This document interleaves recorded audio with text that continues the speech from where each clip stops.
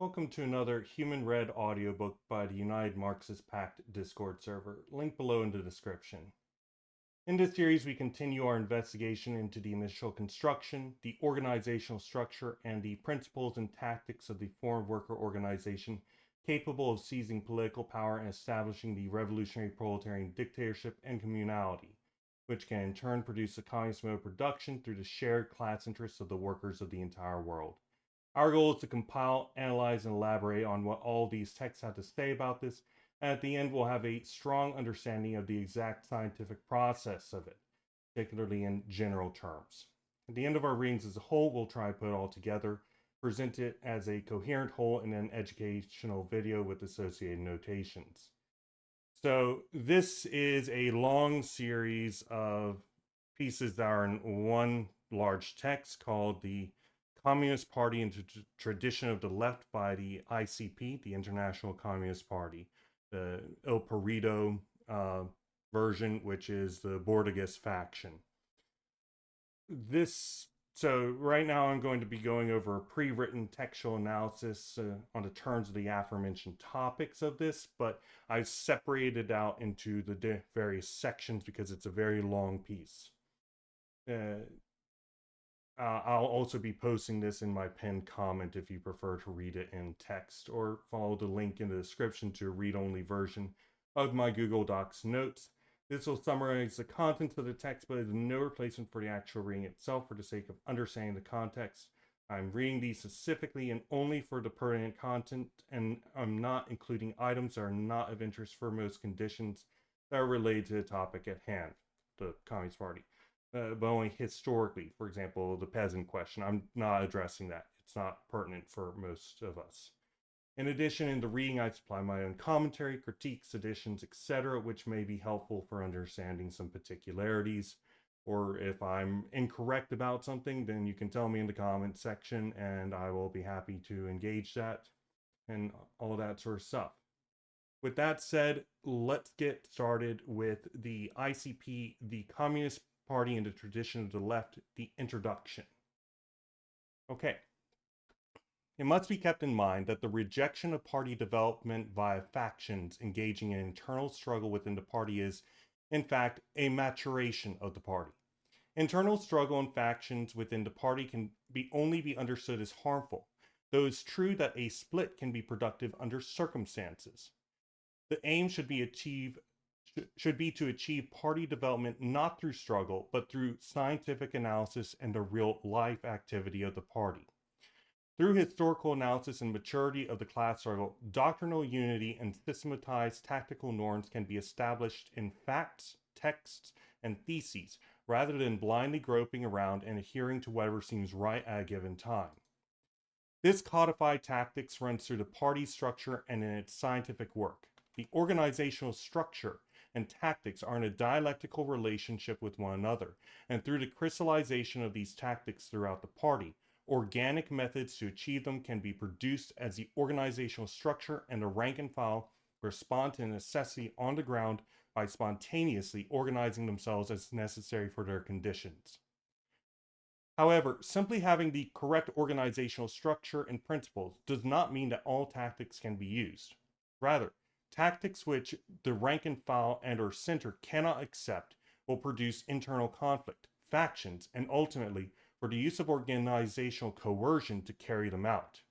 So, in other words, if the organization needs to do something, but the rank and file refuse to because they don't see it as possible or the proper stance, then either the center has to fold or the periphery has to fold. And if the periphery folds, then that means that the center is undergoing some sort of disciplinary action and forcing through by coercion a particular stance that goes contrary from the rank and file.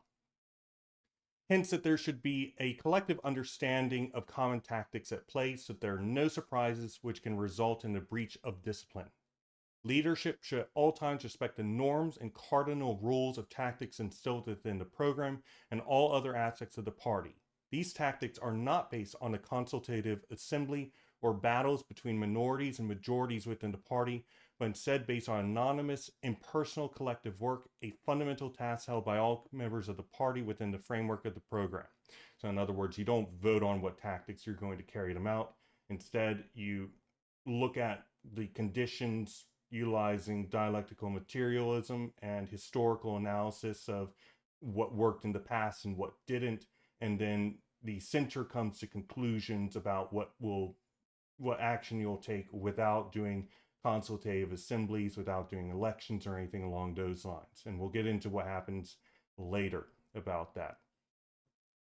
Continuing, all aspects of the party's life, its doctrine, ethos, in cybernetics terms, program, tactics, principles, final goal, the organizational structure, the internal conditions of the party, the environment of the party and all of its varying organs, and the actual stages and processes by which a party reaches its final goal are in a dialectical relationship with one another at all points, which produces the daily activity of the party, which in turn produces the rest. This is my own corrections to some of their stuff. They reject any sort of, they don't believe that you can say anything about the organizational structure or anything on those terms, only about the tactics, the doctrine, and the program, and that any sort of claims, a prior claims about the organizational structure are going to somehow make it so the tactics that you can carry out are limited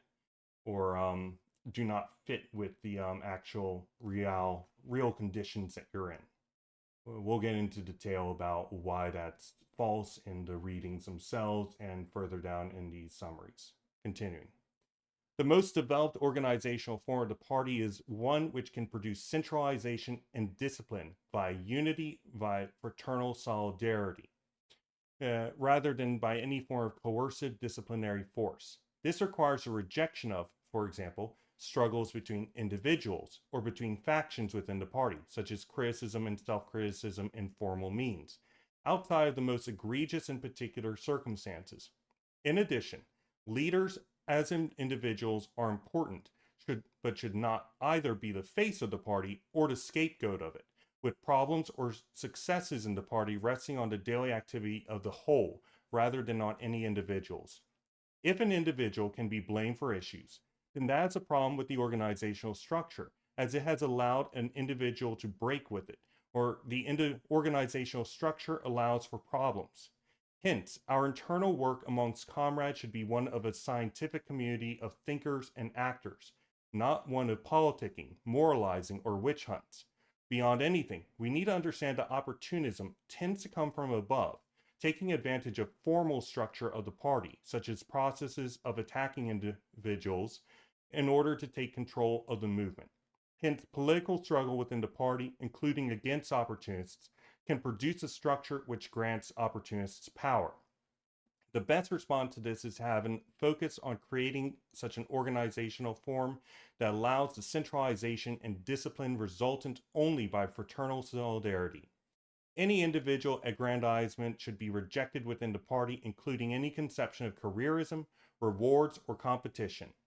However, the necessity of professional full-time revolutionaries cannot be understated. Therefore, the party requires some means of making it so its membership, which is meant to be made up of such full-time revolutionaries, be able to subsist. This is again my own input here. This may involve a commune of the venture communism. Vulgar communism is the term in use if we are looking into raw stuff. Dark Marxism, or Ian Wright blog post has a video discussing it, but you can also find it. The Telecommunist, spelled Telekommunist manifesto. Okay, continuing. Conception put in place as the prefiguration of communist society. And we talked about this in the previous reading about Kamat, wherein he talks about the necessity of the Communist Party prefiguring communist society and having a structure and organizational methodology that essentially is a negative transcendence, would be my terminology here. in the same way that atheism is a negative transcendence of religion, as Marx, he doesn't put it specifically like that, but it's a negation in the dialectical sense of religion. This party in this conception would be the negation of capitalist society by way of establishing socialist social relations, but solely in the negative way. It would have to be done by force and through continual operation rather than being naturally produced. Continue. The party organization, centralism, and discipline is unitary throughout its program, which is defended through extreme coherence of organic method which seeks to maintain the party as a prefiguration of communism. For this, no form of coercion can be used by the party to compel unity, which must instead be spontaneous. Individuals are disciplined in and through the unitary program of the party, which expels any new ideological ideas or schools of thought by a strict adherence to its program, thus banning internal political struggle in both official and unofficial terms via removing the basis of such. In turn, to defend the program and the party's external propaganda, the party rejects both localism, the conception that propaganda needs to be localized for a particular population, thus rejecting propaganda entire and trending only towards either proper education or agitation, as propaganda can only be understood as targeted information for a certain section of society. I do want to put that out there. And contingentism, the belief that something can be necessary one time but not another. In other words, it seeks universal agitation or education which functions at all times and places. Okay, and that's our introduction. Next up, we'll start the actual reading. So this is part one of the Communist Party in the Tradition of Left. It doesn't come with a title in the actual text, but I have summarized it to centralism. So here we go. The party requires, above all, centralization and discipline, with both of these being reached through the real-life activity of the party rather than through forceful means producing a false centralization and discipline. It requires organs, or recursions in the terminology I would tend to use, of direction and coordination for action according to the needs of centralization and discipline across all local and national circumstances. So basically you should have systems and organizations or sections within all organizations that are which have the active interests of coordinating and maintaining connection with between the periphery and the center so that there's a constant back and forth between the two. That results in greater centralization and discipline. The reason for the need of such centralization and discipline is that, in order to be an effective organ of the working class, all militants and recursions must give absolute obedience and discipline to the center, which is aware of the activities of all local and national recursions. In the name of this centralization, the periphery should only take action in their local arena when under orders by the center. In accordance to those orders, only use the approved technology matrix, the agreed upon tactics, supplied to everyone by the center. So basically, like, let's say you're working at a factory. The bosses are going to come in and say, this is what you're producing, and here is how you're going to produce it. And you're not going to produce it any other way. And then the workers at the factory say, okay, we're producing it this way. And, you know, you might have a variety of different ways that you can produce this thing in certain circumstances, but you can't produce it any way outside of those for a variety of reasons. It might be because one way is more expensive, another way results in subpar production quality, etc., etc. This is part of the universalization and socialization of production. So yeah, that's what they aim to do. They aim to universalize and systematize production so that all the tactics are the same across the board and nobody's going to be going off and doing their own thing. And these tactics, to be clear, aren't especially they don't say straight out what all of them are at any point in time, which is interesting given that they're supposed to have absolute, you know, clarity and all that sort of stuff. But from what I can tell, they tend to be general things like no support of imperialist war, uh, revolutionary defeatism, uh, not and so on and so forth. And then they've got larger ones, the principles. So they refuse to put democracy as a principle, but they do have it as a tactic, etc., etc. So it's kind of levels. It's kind of levels. Okay, continuing.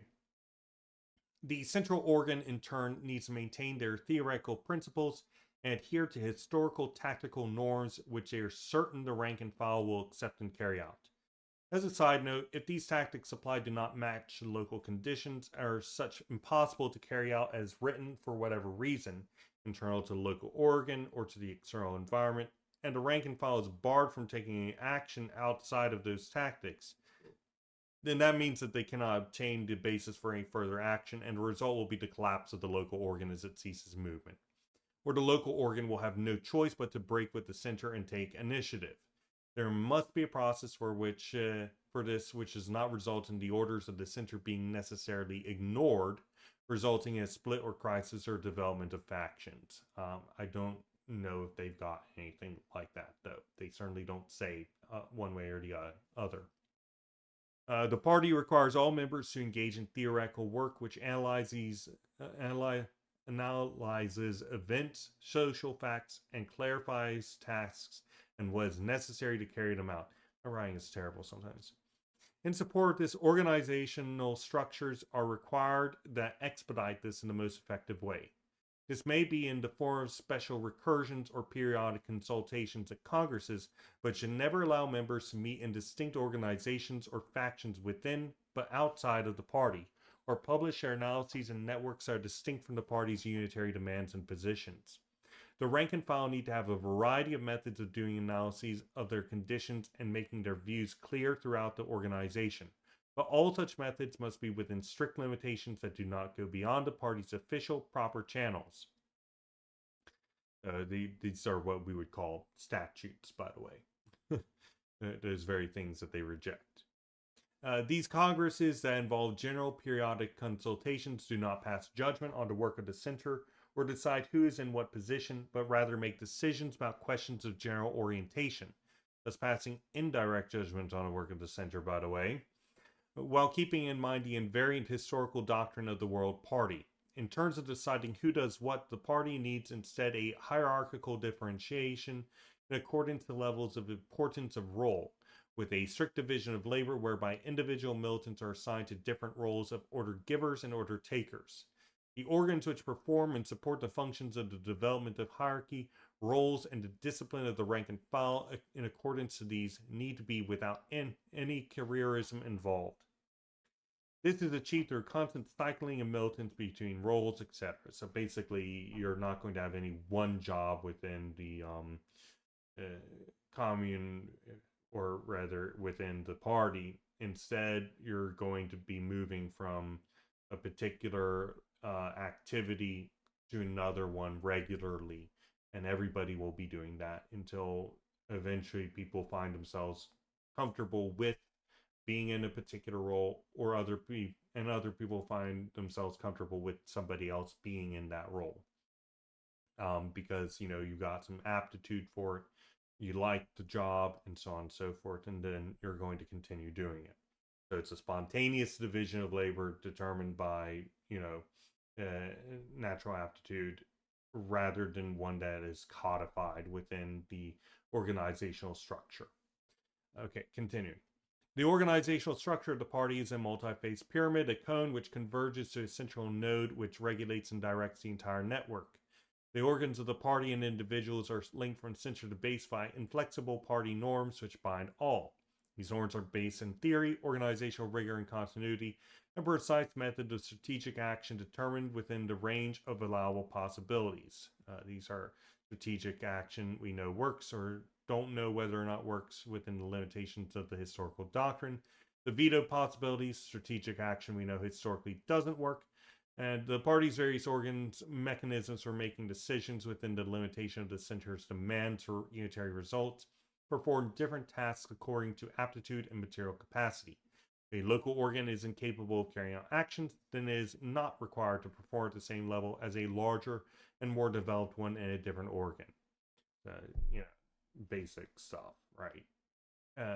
All activity that any organ undertakes is in service of a common goal, which thereby brings all organs into closer relations as they rely on one another to carry out their necessary action. Over time, a natural division of labor is produced in the context of this rational plan in service to it. Within this division of labor, no one, regardless of position, receives privileges over the rest. The ultimate goal is the scientific mutual connection between individuals, that is to say, an association of free and equal producers. And that is our summary of this first section, which, you know, is quite in line with the introduction. There's repetition within it, but the next part is going to be quite original. This is part 2 of the ICP, the Communist Party and the Tradition of the Left. It doesn't have any sort of title, but I have termed this under the general definition of the party, right? This is all about the party itself. All right, let's get into it. The Communist Party must have a specific form and structure to effectively carry out its aims. The party should be centralized with differentiated organs and a central organ capable of coordinating, directing, and issuing orders to all other organs. Communication networks should connect the center to periphery and vice versa. Individual members must have an absolute discipline to the central organ, and sections of the local groups cannot be autonomous. Any communication networks that do not align with the center must be rejected. However, the party centralization differs from other centralized organizations. It should not be based on coercion or specific disciplinary mechanisms, but on the identity of interests, solidarity, and the aim of differentiating itself from external groups and conditions. While irreconcilable conflicts of interest necessitate coercive structures to maintain centralization, like the state, the party achieves centralization naturally, spontaneously, and organically. Organization is the aim, and that does not necessarily require statutory codification, disciplinary regulation, distinction between base and center, or division of labor. What is required is that members in the hierarchy are committed to the program, doctrine, and tactical norms of the whole party. The party is best understood as a living organism with its own physiology, dynamics of development and activity, potential diseases, and an environment which it functions in, class struggle. It has specific organs and structures necessary for its development, and centralization must support its positive aspects while guarding against potential diseases from external sources.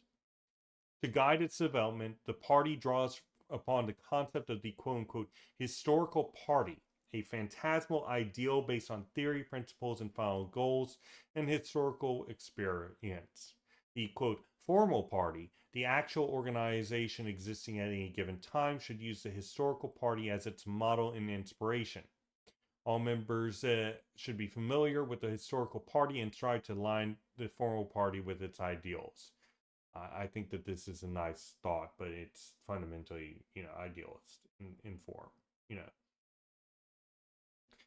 how is this not a model organization like they're complaining about?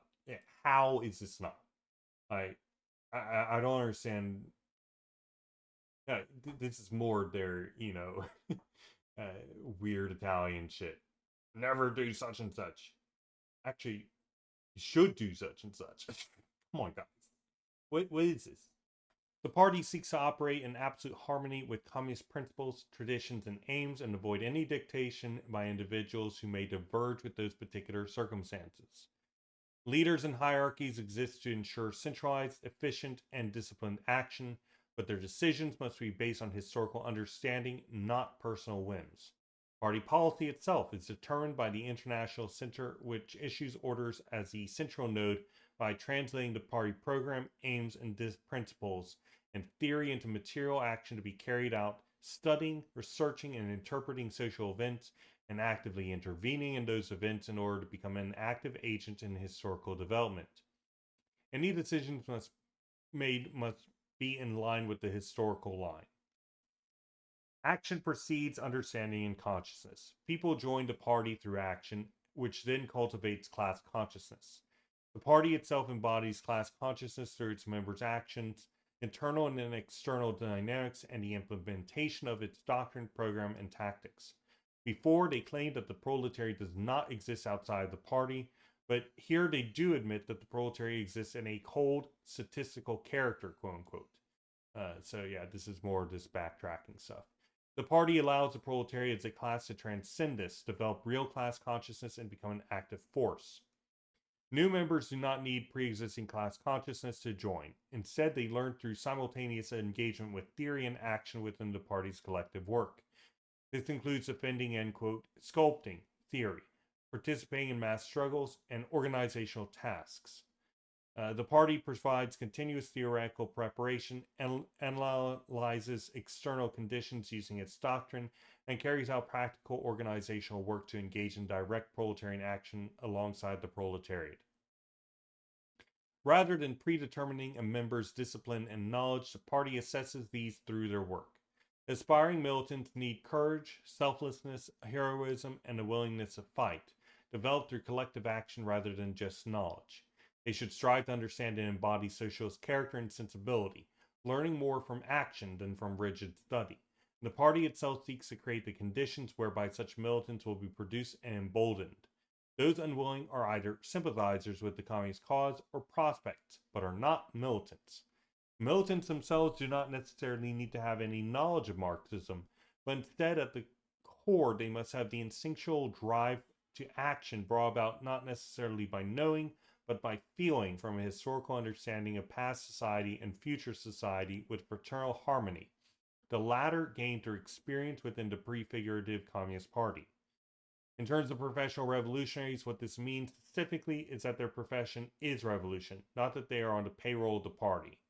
Rather, they carry out revolutionary activity as their role in the technical hierarchy. Side note, is in fact necessary to be on the payroll to be a professional revolutionary. Else, the only people capable of being a full-time professional revolutionary are those who do not need an income. So that would exclude the vast majority of, no, that would exclude the proletariat.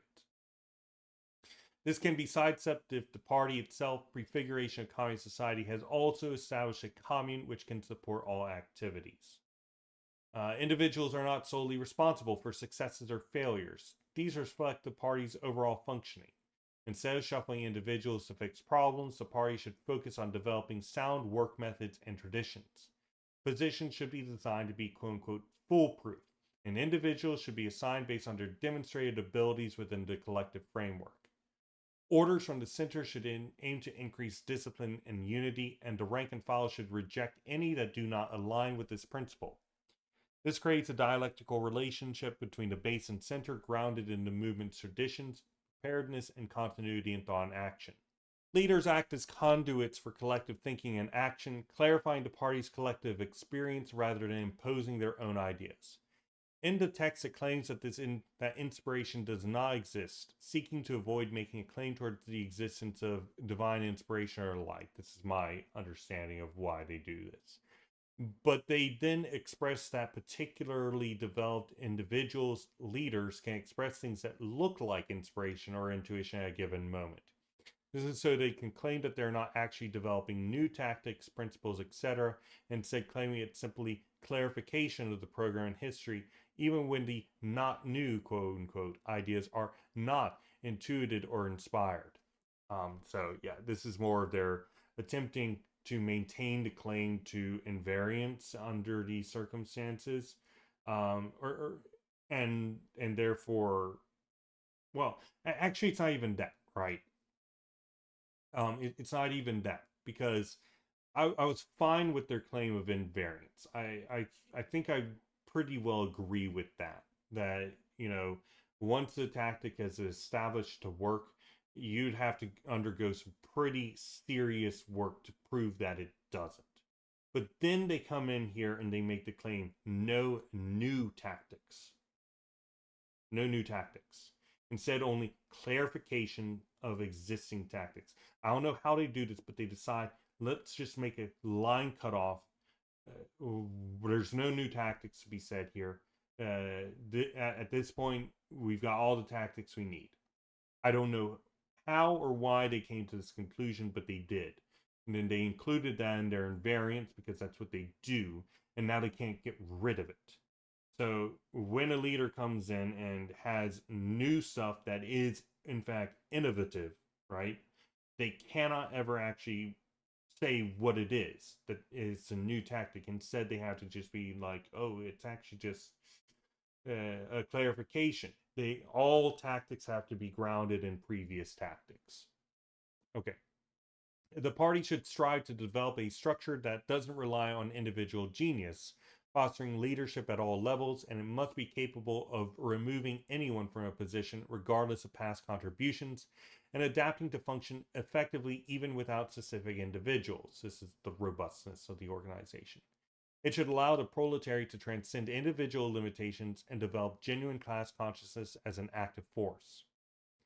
According to the text, leaders are removed from the party by natural selection, a concept which is absurd given a few seconds of thought. And the hierarchy of technical functions and organs developed to carry out struggle are not predicted in advance, but rather, quote, grow and are reinforced by the dynamics of the class struggle in general and by its own intervention within the technical functions in particular, which is a terrible way of going about organizational structure because evolution is blind, dumb, and easily finds itself at a dead end, sometimes literally at that. They claim that expulsion from its positions when sections are not properly carrying out action are the process of natural selection, likening it to a cell being destroyed because it is no longer functioning properly. But the text itself presents this as a spontaneous process. It is not. It's a profoundly mechanistic one wherein the organs are analyzed and terminated through coercive force if they do not do so automatically, instilled within the cell itself. Yeah. You know, if the cell doesn't, it's literally cancer. The cell has a death date, and if it doesn't, then white blood cells and whatnot are supposed to come in and freaking eat and kill it, right? Um, to say nothing of the fact that the cell has to be recycled after it reaches apoptosis, regardless. So, in terms of the party organization, under this form, it would mean that each organizational section would need some sort of audit system to tell how well is carrying out operations, and some processes side when to terminate, and then to be able to carry out the liquidation of what has been deemed a non productive unit. This requires pre planning, organizational attaches, which seem to be inefficient and useless when non use, but absolutely important when they are. This entire conception of natural selection applied to human organizational membership, functions, and structure is absolutely self destructive and stupid. Don't do this. You're able to make concrete claims about how an organization should function, what kind of forms it needs, what kind of action it needs to take, and therefore, the organizational form and all sorts of stuff. Use that prediction, use that ability to use your freaking brain to just do it. Don't rely on natural selection or anything along those lines. What is it? Anyway, changes in tactics signify changes in the program. The party forecasts potential tactics for given conditions, with the center highlighting those to be implemented based on current circumstances and providing a short list.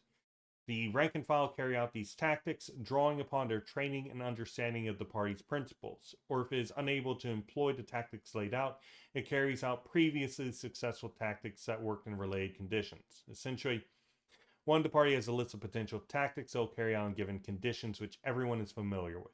Two, the center analyzes current conditions and highlights the tactics to be put into action to carry out the strategy by anticipating the movement of circumstances. Three, as conditions require, the center looks into the program and clarifies for new tactics. They don't want to say it to carry out when the current ones don't work. And again, if you're a local organization and you can't carry out whatever it is they're asking, then you just keep on doing what you're doing with the intent to grow, right?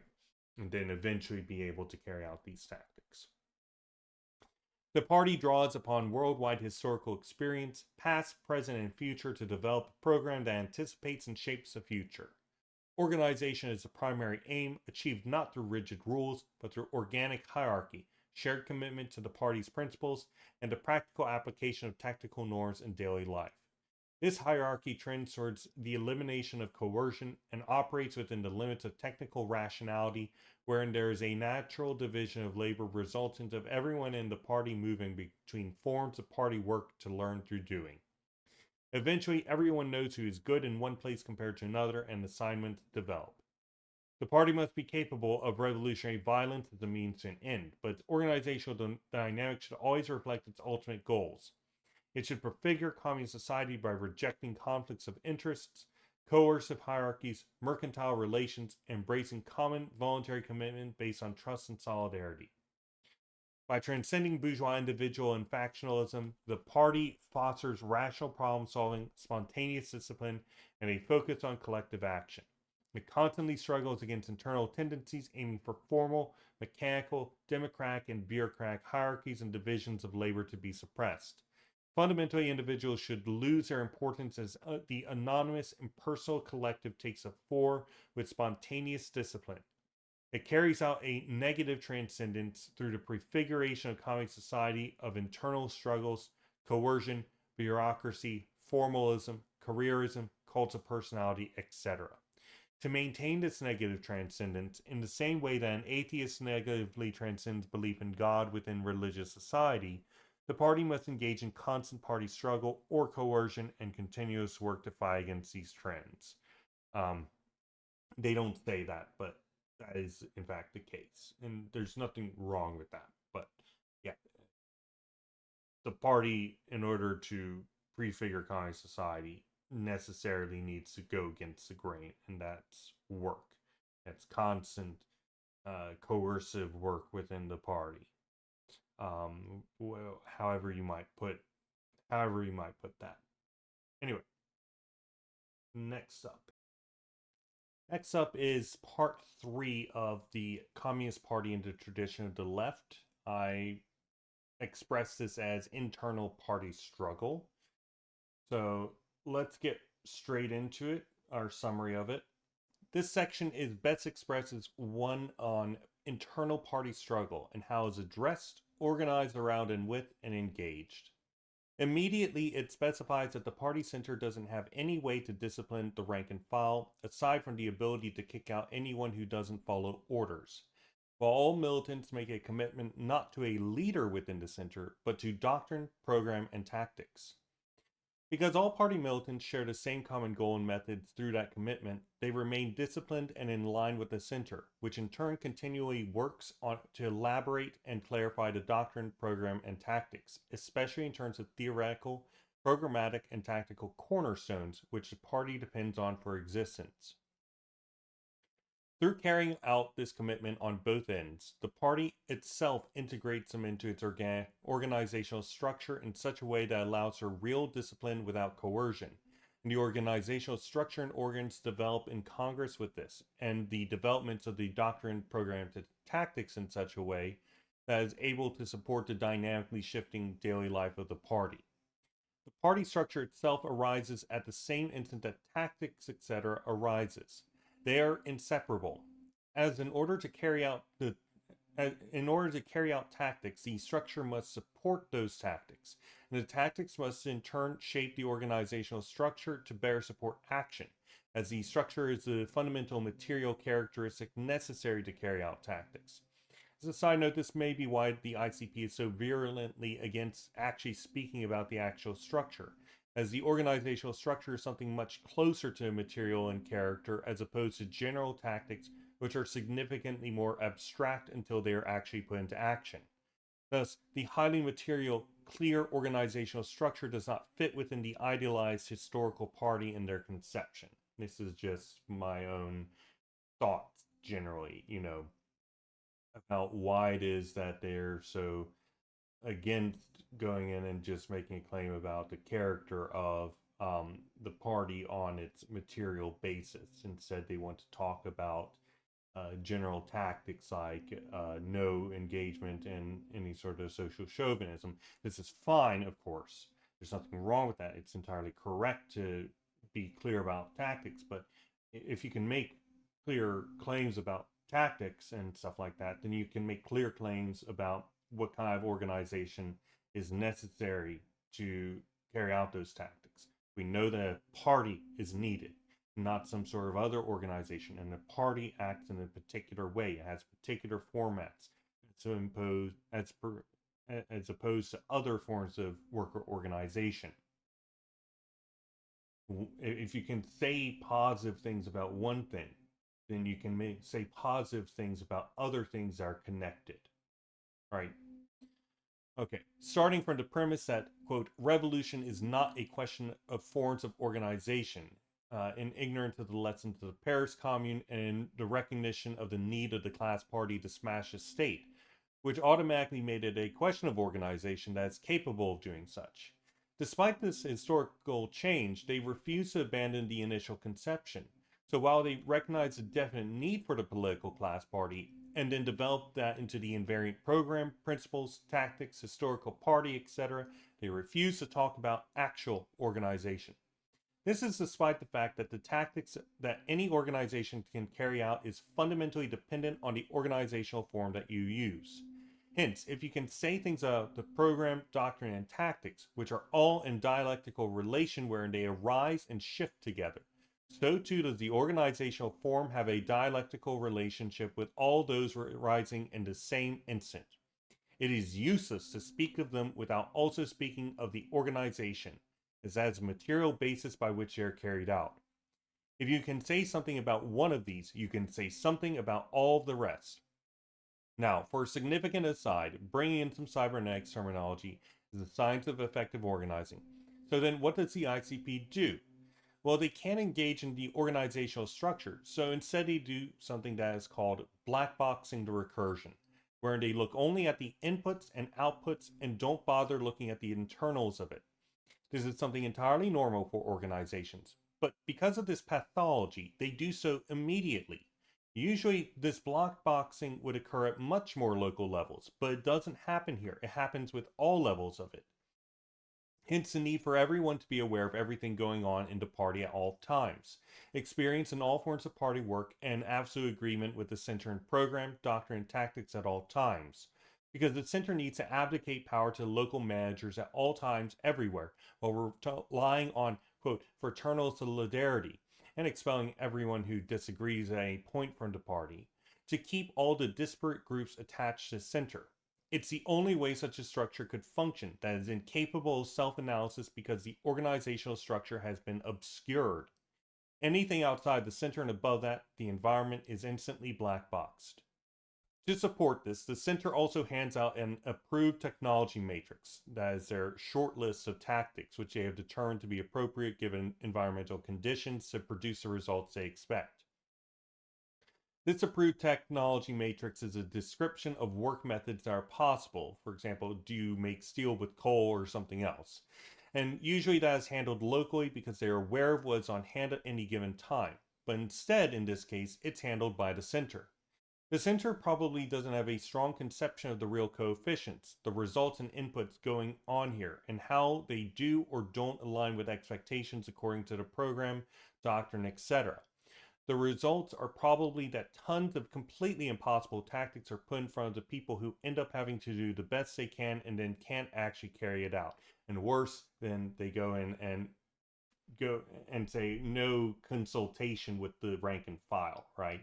This is part of their rejection of democracy because they consider democracy being any sort of consultation of the rank and file. Instead, the center essentially has to go in and guess what it is that the rank and file will carry out based on their understanding of the tactics, doctrine, and program. And then in the hopes that the periphery are in agreement with their understanding of it. So rather than going out and just asking people what activities can you carry out and what is your understanding of the tactics and doctrine, instead everybody's trying to just figure it out indirectly without ever talking to one another. This is the death knell of any real organization that's doing real active work right here. They have fascinatingly decided on some of the most difficult ways to attenuate variety, possible states of being, while getting the least possible out of it. They've done what Stafford Beer in Designing Freedom gave an example of, wherein every individual customer is given an individual shop guide. This gets people exactly what they could need all the time, but is extraordinarily inefficient and thus demands the organization structure itself in such a way that can support it. So making it so it's a high profile, expensive shop which does not get many customers. This is exactly what we see happen. What is worse is that they clearly understand the problems and seek to deal with it, trying to create a robust organizational form capable of dealing with the problems they create for themselves, having maximal dynamism through rejection of formalism, heedless of the fact that this will just create informal formalisms, claiming essentially that people will magically enter the party when conditions are right and that the party doesn't in fact need to educate them when that occurs, and positioning the center as having various powers to deal with issues. Putting aside the aside about cybernetics and proper scientific organization, the aim that the ICP puts forward is to produce an organizational activity wherein research and rational definition of these bases on which a party is organized on, including theoretical, programmatic, and tactical cornerstones, are maintained, and anything that does not maximize them are rejected on all levels, including any kind of internal structure. The organization is constructed and adapted to the activity it carries out in a given environment, within the limitations of shared principles. 1. Homogeneous tactical and programmatic foundation. 2. Obligation to work in trade unions, economic organizations of direct proletariat action.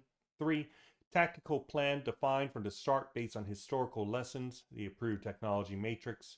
4. Rejection of political united fronts. And 5. Uncompromising tactics in areas of double revolution. This is a situation wherein one nation has a revolution, and as a result, another nation is put into conditions where it's likely to engage in a revolution as well. Okay. The party itself seeks to be known externally through D to be a unitary, singular, international organization that is distinct from all other organizations, with activity requiring organs, instruments of centralization. These are necessarily disciplinary and auditing structures to make sure that the various organs are in line with the center, however they might call these instruments. They reject any sort of discipline or audit or anything along those lines vocally, but if you have an instrument of centralization, then you have instruments of discipline and audit. Coordination and policy. These policies, of course, are necessarily formalism, bureaucracy, or any other insult they want to throw at themselves, but it is the case. The party's action drives the development of the structure, and the aim is to produce a robust organization by carrying out correct party work. Do the correct work, the party develops in order to do that correct work. If you're doing the wrong thing, then the party will develop in such a way that it will continue doing the wrong thing. So they want to get it right the first time and then keep doing it right. And if it goes wrong, then they want to be able to fix whatever it is wrong in the organization that is producing the wrong activity, the wrong thought process, the wrong production scheme, whatever it is.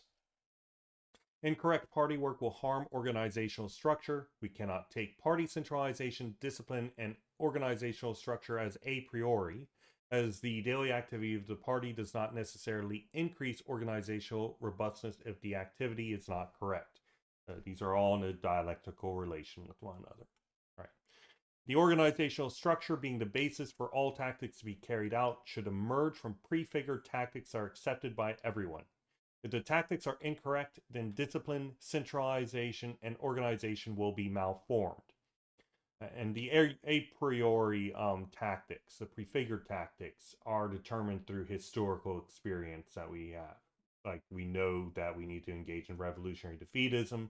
We know we need the party. We know blah, blah, blah. We know all these different things that the party needs to be able to do in order to construct the dictatorship of the proletariat.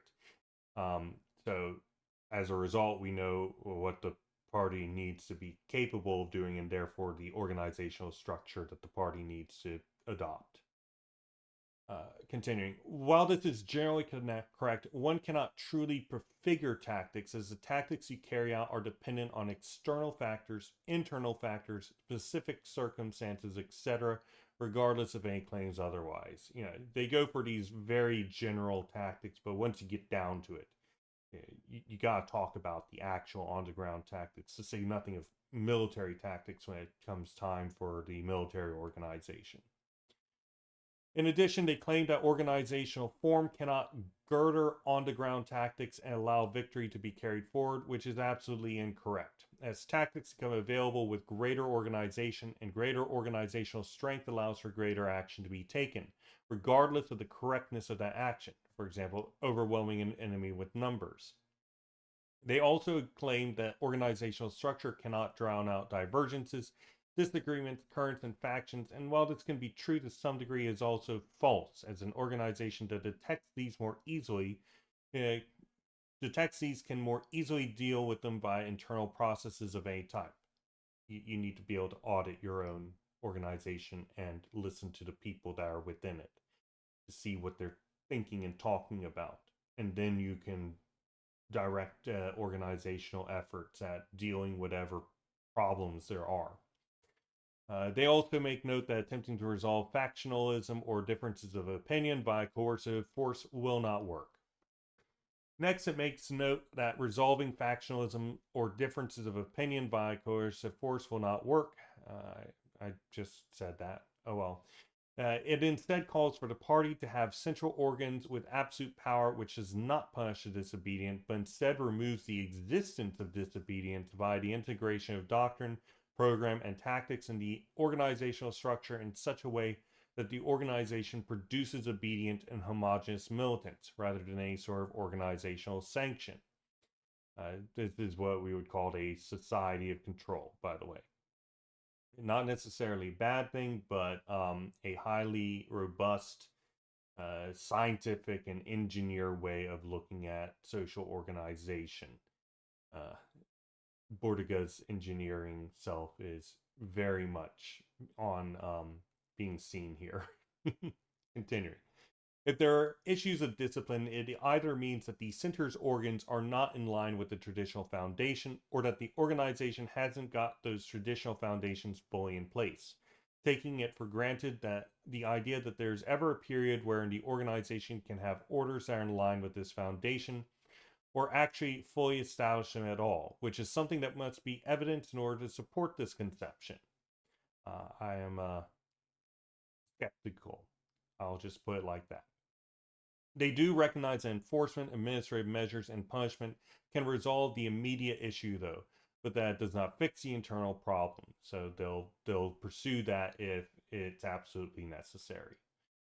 But they aim to make it so afterwards or in the midst of doing these disciplinary measures that they don't need to do it in the future anymore by structuring the organization such that the problem just doesn't arise again. So again, the organization they seek to build is on the cornerstones of theory, program, tactics, which will be produced through daily activity and development of centralization and discipline. However, quote, after those cornerstones are solidified, the organizational construction becomes a purely technical matter. Emphasis mine. So yeah, again, this is a silly conception that the organization must first establish itself through daily activity before starting to apply technical and purposeful predictive organizational management and development. But I think it is of key importance to recognize this shift as they recognize halfway through that the organization can be developed in a technical process. This development, according to the text, is because a party requires structures to coordinate, harmonize, and direct party activity. In service of this, the party will need an operational central organ which plans and issues instructions, a hierarchy of people with responsibility to areas of party activity, a centralized and efficient communications network, and a multitude of operational instruments. However, it is important to note that having all of these while not having a solid base which naturally produces them will not guarantee centralization, activity, or discipline, which is what they're mainly after. They want to establish a solid base which will produce these things naturally and organically, which I happen to agree with. Yeah, that this is a completely correct way of conceptualizing. My main issue is that they say they go from the start. It's not a question of forms. We cannot have any sort of, you know, prefigured organizational structure, but we can have all the things that produce this organizational structure prefigured. Well, okay, if you're doing that, then why don't you just have the prefigured organizational structure and talk about it step by step as it's supposed to develop, right? What's the problems here? What's the limitations? Some guy said long ago that's not a question of forms. Great. Wow. Amazing. That's so helpful to everybody trying to figure out how to actually put this into material, concrete action. No, it's not helpful. Okay, continuing. Tactics should be related to the program, with general tactical norms being specified in such a way that is unrigid and open for on-the-ground interpretation. As the struggle develops, the tactics and action become more clear as we lock in on the revolution, and by having more and more clear tactics, the mass movement the party attracts will accept orders more willingly.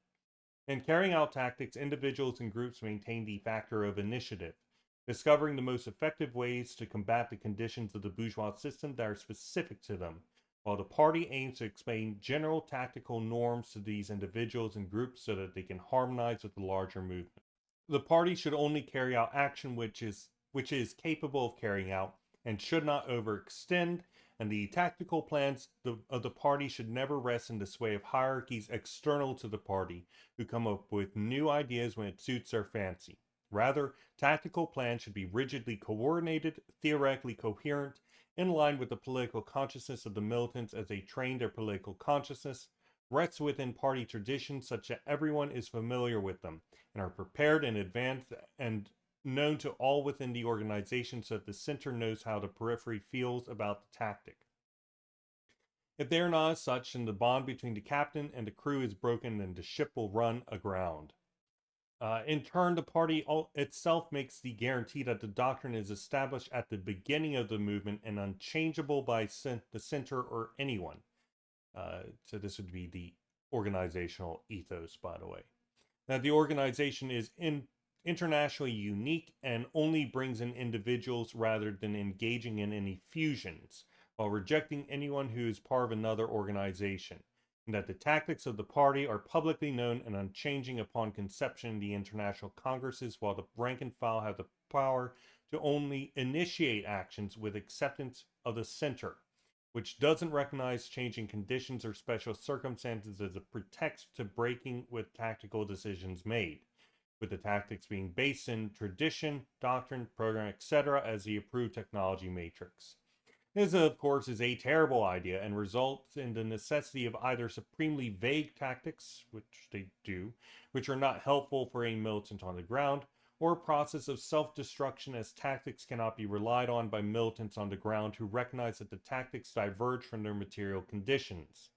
Examples of this unchanging tactical norm include, for example, absenteeism and support for national liberation movements, including democratic ones. They are not a rigid scheme applied universally everywhere in all times, but instead based solely on the strength of the enemy forces changing in response to them. It is here that we see and must reiterate that the party's actions and tactics, external relations, are dialectically related to the internal organizational structure. Thus, tactics and aim, program, rules of operation, organizational structure and strategy, principles and action, doctrine, internal conditions, external environment, theory and practice, etc., are all dialectically related and arise at the same time dependent on one another. These, and particularly the program, must contain a clear outline of future society structure as the negation of the present society, prefiguring communist society, describing the process by which this new condition is reached. If you can say something about one of these things, this, this, this, these, um, this, all those. You can say something about all the rest. And you can develop a concrete, here are the characteristics of each part of these in relation to each other. And if one thing is not acting in this necessary way, then that's a problem because you're not going to get these other things acting in these ways. And if you change one thing in here, then you can affect change in these other things, which can improve the situation. This is how a proper organizational management is done, where you take a look at the ethos or the doctrine, you take a look at the program, or the system 4, and you look at the tactics or the system 2 and 3, right? And then you're like, okay, how can we balance these? How can we determine how all these functions within the larger organization and the recursions and everything like that? This is how you properly do an audit and analysis of an organization, the scientific management of an organization. It does no one any favors to go in here and try to just plug their ears and say, we're not talking about this because it will limit us. No, it's the exact opposite. Not talking about it and not doing a strict analysis of the organizational structure is exactly what limits you. It's exactly what removes your ability to adequately analyze your own situation and figure out what actions you need to take next in order to reorient yourself according to where you need to be going based on where you're at. Okay. The party itself must avoid bureaucracy, and no structure should be assumed to be immune to corruption. Criticism and the ability to carry it out along with alarmism are necessary, as the price of failure to criticize is so high, as the price of failure to criticize is so high. But criticism should never become any sort of sport. They are necessary in order to bring to attention the development of a faction. Individuals do not form factions out of amusement or as bad actors, as is difficult and thankless and potentially dangerous. Any bad actor will apply careerist activity carrying the banner of unity through suppression of factions, not factionalism itself. So basically, it's too much work and it's too dangerous and it's too much of a pain in the ass to go in there and try to establish a faction just because you know you're a bad actor trying to create breakages within the party. Rather, it's the people who come in here and say no factions, no breaks with unity, and everybody needs to follow our line, my line, in order to end this factionalism. Those are the people who are the opportunists and bring down problems for the party. Factions and dissent are symptoms of improper general functioning of the party, not individuals. And we must always remember that opportunism tends to come into the party by demanding unity under disciplinary force out of fear of disunity, rather than seeking to cure the disease within the party. It seeks immediate resolution of issues through negative repression, rather than positive resolution of differences through discipline and harmonization. In truth, factions are prevented through correct revolutionary politics, with the slogan, quote, against the causes that allows factionism to appear, end quote. Over time, with this, disciplinary measures should be necessary less and less until they disappear. The perfectly disciplined and centralized party is one which requires no disciplining by the center to carry out correct action. The party, despite expecting and not punishing factions, does not admit, encourage, or tolerate them. It treats both the disease that is factionism and the symptoms of it using historical experience as a doctor uses science. It focuses on prevention, study, defense, and the realization of proper environment and homeostasis, which will result in a well-functioning organism. The cardinal points are solutions to problems shared by the whole party, and the militants need to be in agreement with the cardinal points. As I recall, these are the tactical points, the doctrine and the program. While there can be different positions, they must be within the limitations of these points. So these are the core tactics and doctrine program above all others. There's additional stuff down below, but these are the cardinal, always and forever, no deviation whatsoever. These are the limitations by which we are, and you can kind of flirt around with on the edges of these other points, but you can't with these. Continuing. While there can be different positions, they must be within the limitations of these points. Solutions to problems should not be an effort of political will between disagreeing parties, but of scientific, note this is an inherently political process, analysis of the cardinal points of the program, doctrine, and tactics, with the line accepted being that which is most closely aligned. This science is a collective work carried out on a united foundation that everyone accepts. Hence, the whole party becomes a body of scientific research. And according to this text, even if there is only a single person who had a line that most closely adhered to cardinal points, then that is what the party should orient towards, not to some majority on a democratic principle.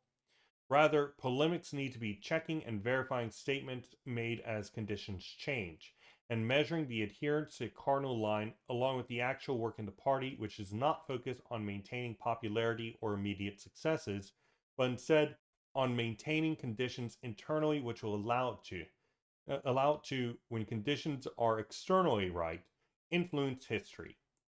Heedless that maintaining a popular base and achieving successes are key to being known as an organization to place interest in for when these external conditions emerge, or to be able to create shifts in the interim that produce historical conditions in the same way that a general organizes their troops so that the enemy will find themselves on poor terrain, which the general can take advantage of. This is more of my war against their conception of uh, they if you listen to the bit on the organic conception of the party, right, where it's just like, oh yes, just keep on charging forward, no deviations to better ground or anything like that. Ah, gosh. Anyway, the party should not focus on the failures of individuals, as any mistakes that they make in a position were fundamentally on account of the organizational structure and life of the party allowing mistakes to be made. Removing one individual from a position without making changes to the position itself will simply result in the same problem emerging.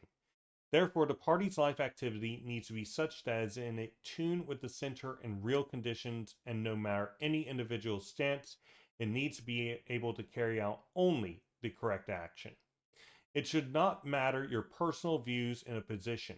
You should only be able to carry out what is necessary according to party through a highly robust and technical party organization. This emergent discipline is fundamentally the channeling and utilization of membership in flux, with the organizational structure harmonizing the membership. Through the organizational structure harmonizing all membership and sharing their experiences, the party learns in an active manner, and the disciplinary sanctions only create separation and the end of harmonization, and thus can only be used sporadically for individual aberrant manifestations. Lots of big words there. And that is a summary for the internal life of the party. This is part 4 of the Communist Party in the Tradition of the Left by the ICP. I summarize this as party development and organic centralism. There's an entire section here where I go over the details of organic centralism, but that is in a different video. Go ahead and watch it if you are interested in it. It's not short. Okay. The party should have a center that issues instructions to a network of organizational circulars, utilizing frequent liaisons between the center and parts of the organization which engage in party work, whilst receiving feedback from territorial sections, groups, and individual militants through the rank and center. Ergo, consulting the party rank and file. So yeah, their entire claim that they don't consult the rank and file is in fact false. They're like, yes, we do this. This is a constant thing. So I don't know why they did an entire thing where they're like, oh, no democracy whatsoever. No consultation of the rank and file whatsoever. They're doing it. Okay. In addition, it should have periodic meetings for organizational minutiae via detailed reports, with the meetings' results being publicized in a party press. These findings should in turn be refined through collective work of contributors and publishers as they are passed throughout the party for a fully developed understanding and agreement with the contents. Lastly, there should be an organ of trade union coordination in order to take hold of trade unions and all other forms of direct engagement with workers' direct economic struggles. As the party expands in size and thereby necessary complexity and intensity of activity, organizational measures in turn need to be taken to increase contact between the center and sectors so that management can be more effective, increasing coordination and centralization as needed as the organization increases in size and complexity. This increase requires a more stringent and active screening of militants, a greater degree of technical division of labor across a developed hierarchy of functions, and a continual increase in recursions maintaining these which in turn develop as the party expands and needs them, rather than being pre-developed in expectation of them being necessary. So more recursions means more organizational levels, right? So yeah, you might have a local chapter and then another local chapter, another local chapter, and then from there you need to build something that organizes those local chapters. So these are all new recursions that then that slot into the larger recursion that is the party center. Okay. Continuing. This is because the activities come first, with the party supporting necessary activities that the working class carries out rather than being the decider of it. The form of organization, in turn, is dialectically linked with the activities the organization can carry out. So, according to the ICP, the party, acting as prefiguration of communist society, should not have its structural integrity supported by statutes, rules, laws, or specialized machinery distinct from the social body. As an aside, this belief that communism will not have any laws is in fact significantly contentious within Marxology, derived from conclusions drawn through implication. Marx clearly references the dictatorship as having the executive and legislative branches merge into one and under the democratic direction of the proletariat, who democratically elect judges and decide on laws, and he specifically states that every mode of production produces its own legal relations and laws. Ergo, communism as a mode of production would reasonably have these as well. He doesn't say straight out, whether or not communism would have these. In addition, Engels claimed that there would be an end to government of persons replaced by the administration of things and processes of production. Hence, there would certainly be at least, some degree of administrative law, even if it in exclusivity, right? And that would certainly apply to like the party, that if it's prefiguring communist society. Lastly, Marx references interpersonal conflict still existing, and thereby there would be some sort of arbitration system, even if it's vastly distinct from our own. So this concept that the party would not have structural integrity supported by internal laws is one that's not necessarily applicable to, a party that's trying to prefigure communist society. It's kind of up in the air.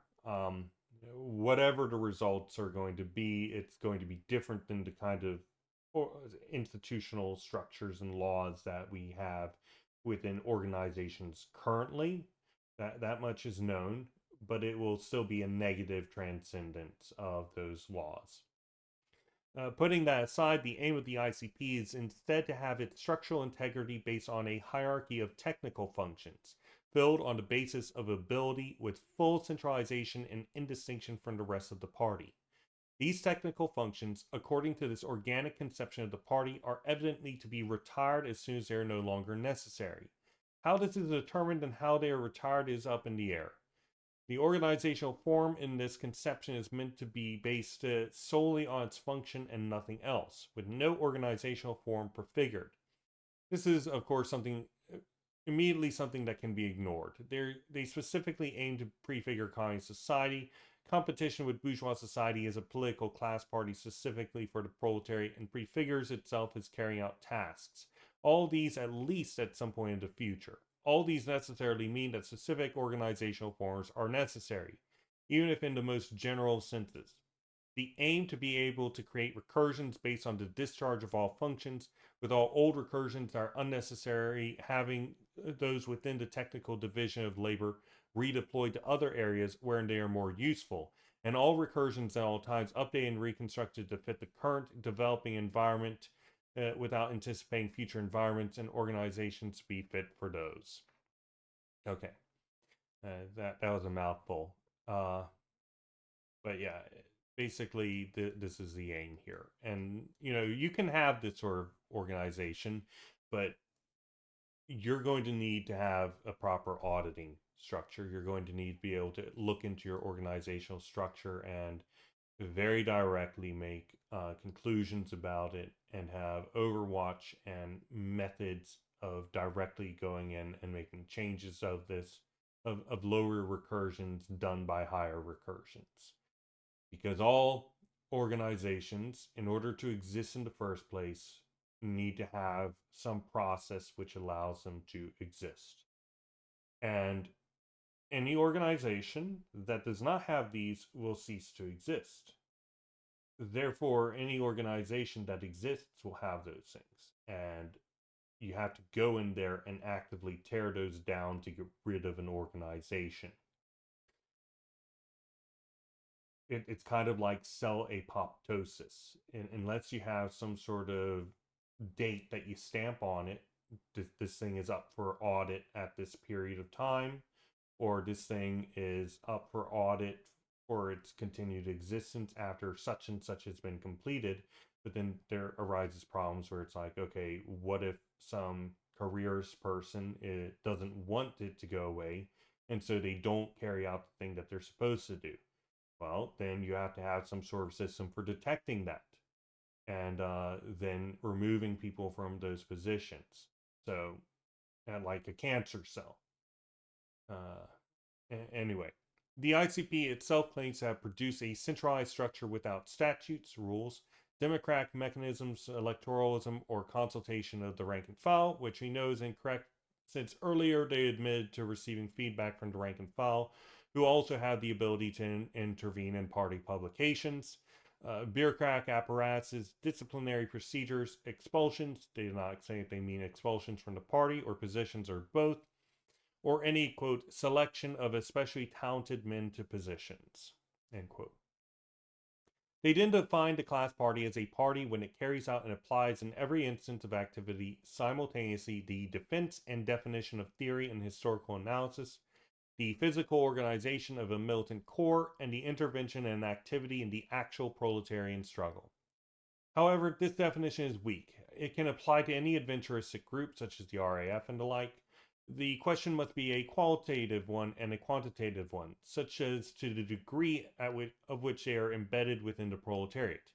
You could not reasonably call the organizations like the Red Army faction as a political class party, but they carried out all these activities. Their conception of the party does not have phases of development, but rather is only defined as a party once it is fully developed qualitatively, and merely needs a quantitative increase in membership that is prepared to absorb.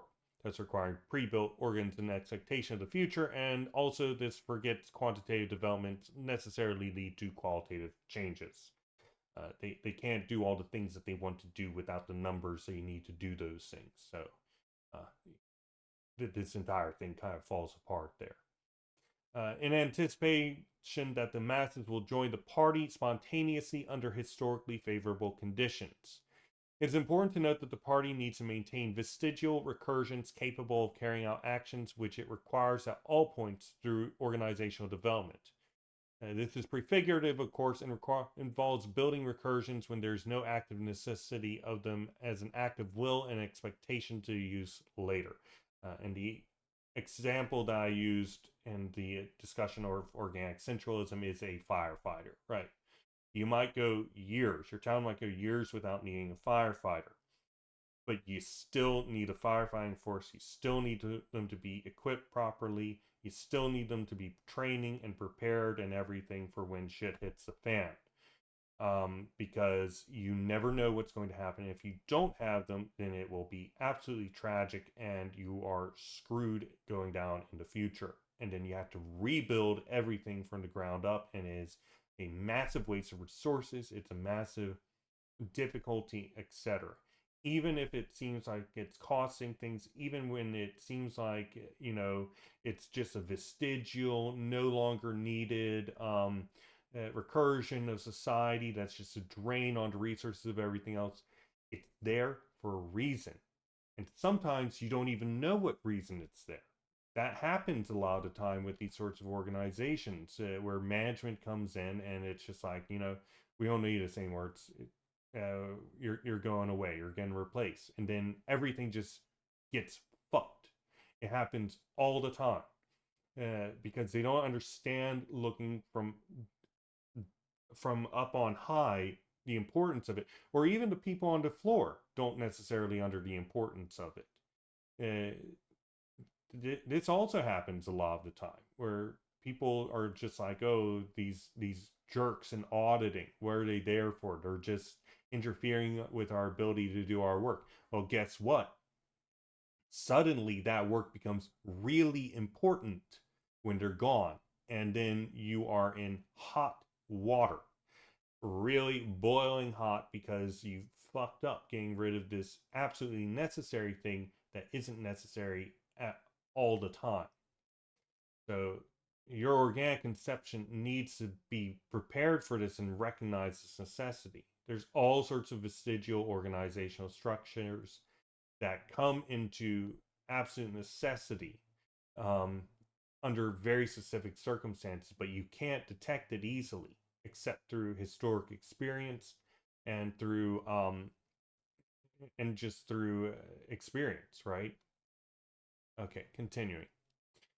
They also recognize the possibility of the party's activity in any one of these to be able to as being able to wane. In reality, if one of these reduces because they all necessitate the others to function properly, they are all reduced. Abandoning or failing to carry out aspect of activities loses capacity to carry out all other activities in similar degrees.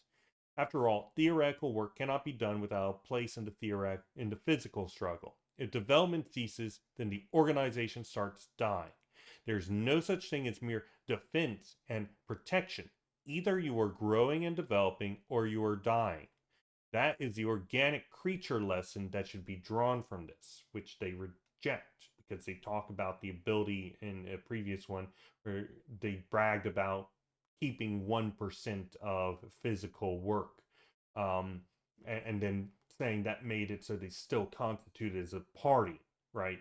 It's this sort of nonsense that when you think about it for half a second, you realize is just mind-bogglingly stupid, and they need to figure out what they're talking about before they make these sorts of claims. Okay. The party seeks a continuous dialectical connection between its various tasks and functions in its real life activity, and upon doing so, it develops, diversifies, and achieves a structure in support of these daily activities, which develops alongside those and increases complexity, thus removing any conservative elements that cling to improper or superseded organizational tools. In terms of centralism, the party should be unitary without division between those engaged in theoretical work and those engaged in militant work. Hence, all party members should be involved, directly or indirectly, with all aspects of party work. Thus, the party seeks unitarism and the organic development and reseeding of the various organs of the party to engage in the various necessary kinds of work.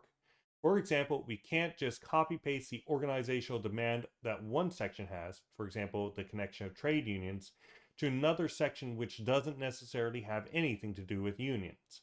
They have a section talking about the need to reject needing to know about how many people are doing what kinds of work at any given time, but such claims are actually so stupid I'm not even going to summarize them. Instead, just say this: any and every organization should be regularly auditing itself and its various functions so it can understand its own structure and activities. This involves taking stock of labor resources. Moving on. The party's organizational boundaries in terms of tactics and norms must be strict and formulated, adhering to development of theory and embedded within Marxist praxis. not individuals going off and doing their own thing, and all individuals in the party must have rigid basis in understanding the organizational and tactical questions through praxis they have carried out at the direction of the party. This further supports a rejection of fusions and organizations. They also reject any sort of allowances for national differences or softness to take advantage of momentary circumstances at the cost of principles. For example, allowing a non-proletarian organization like a bourgeois national liberation organization to claim on the name of communist. They claim that by having proper organizational structure and tactics which are actively adhered to and not abandoned, those who do not accept them will leave as soon as they realize they have no shot taking the action they desire. As such, according to them, no criticism or self-criticism or any such internal auditing is needed. This assertion, of course, is completely incorrect and functionally requires everyone to be making sure everyone at all times is adhering to a party line. Simply by not having official processes for something does not remove it. Rather, auditing, disciplining, and criticism is now carried out at all times by everyone towards everyone, but without structures to make determinations on validity or due process or the like. It must be remembered that the fundamental role and function of the party is to keep the workers' forces deployed on the movement's own general line of direction towards the final goal, not to dictate the specific line or goal. The party is there for the workers to use, not to operate outside the workers for its own ends. Anything that harms that goal is harmful to the party and thereby the revolution, whatever its declarations. The party itself continuously develops as an organization that is part of history in accordance with social forces, with tactics the party needs to carry out developing with circumstances, and the necessary tactics carried out by the party changing the party itself. The question of tactics themselves is fundamentally what allows greater influence of the party amongst the masses, while also avoiding allowing the character of the party to be compromised and its ability to lead the masses to final objectives. For example, any sort of belief that the party can conquer power via legal means, or alliance with bourgeois governments at war.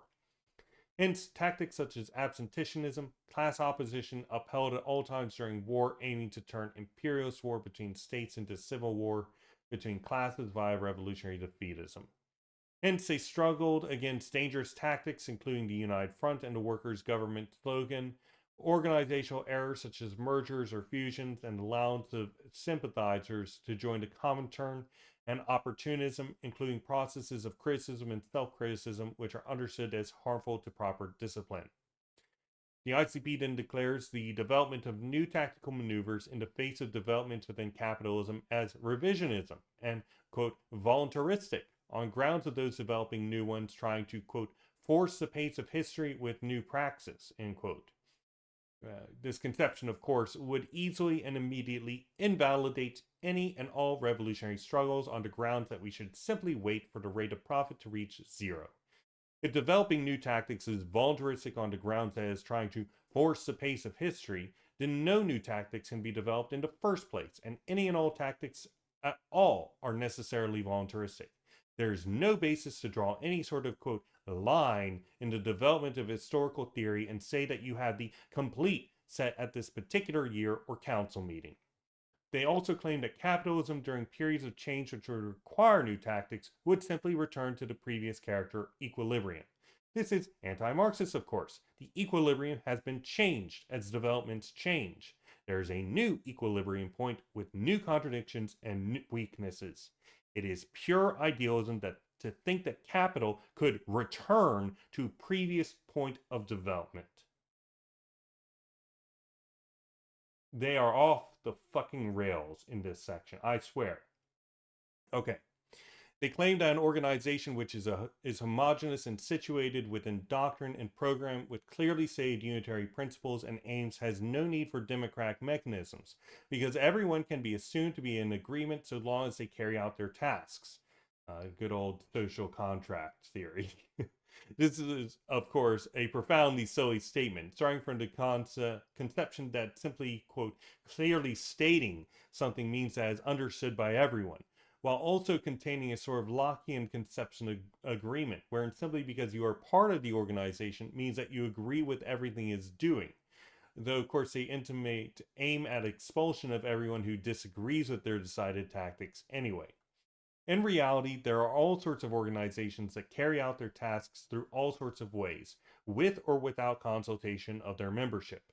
Them being potentially able to do such does not make them special. Any system capable of reproducing itself, which is done through continuous activity, will quickly cease being. There's no necessary basis to make the claim that theirs does so by the situation within clearly stated doctrine and program. In addition, they call for communist parties to be formed in a homogeneous basis, applying a single set of tactics described as, quote, proletarian tactics.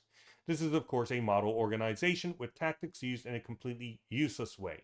Strategy would work best as a descriptive word instead, as they're calling for all communist parties to follow the strategy which best suits the international proletariat, condemning any other strategies beside the singular one as the strategies of other classes.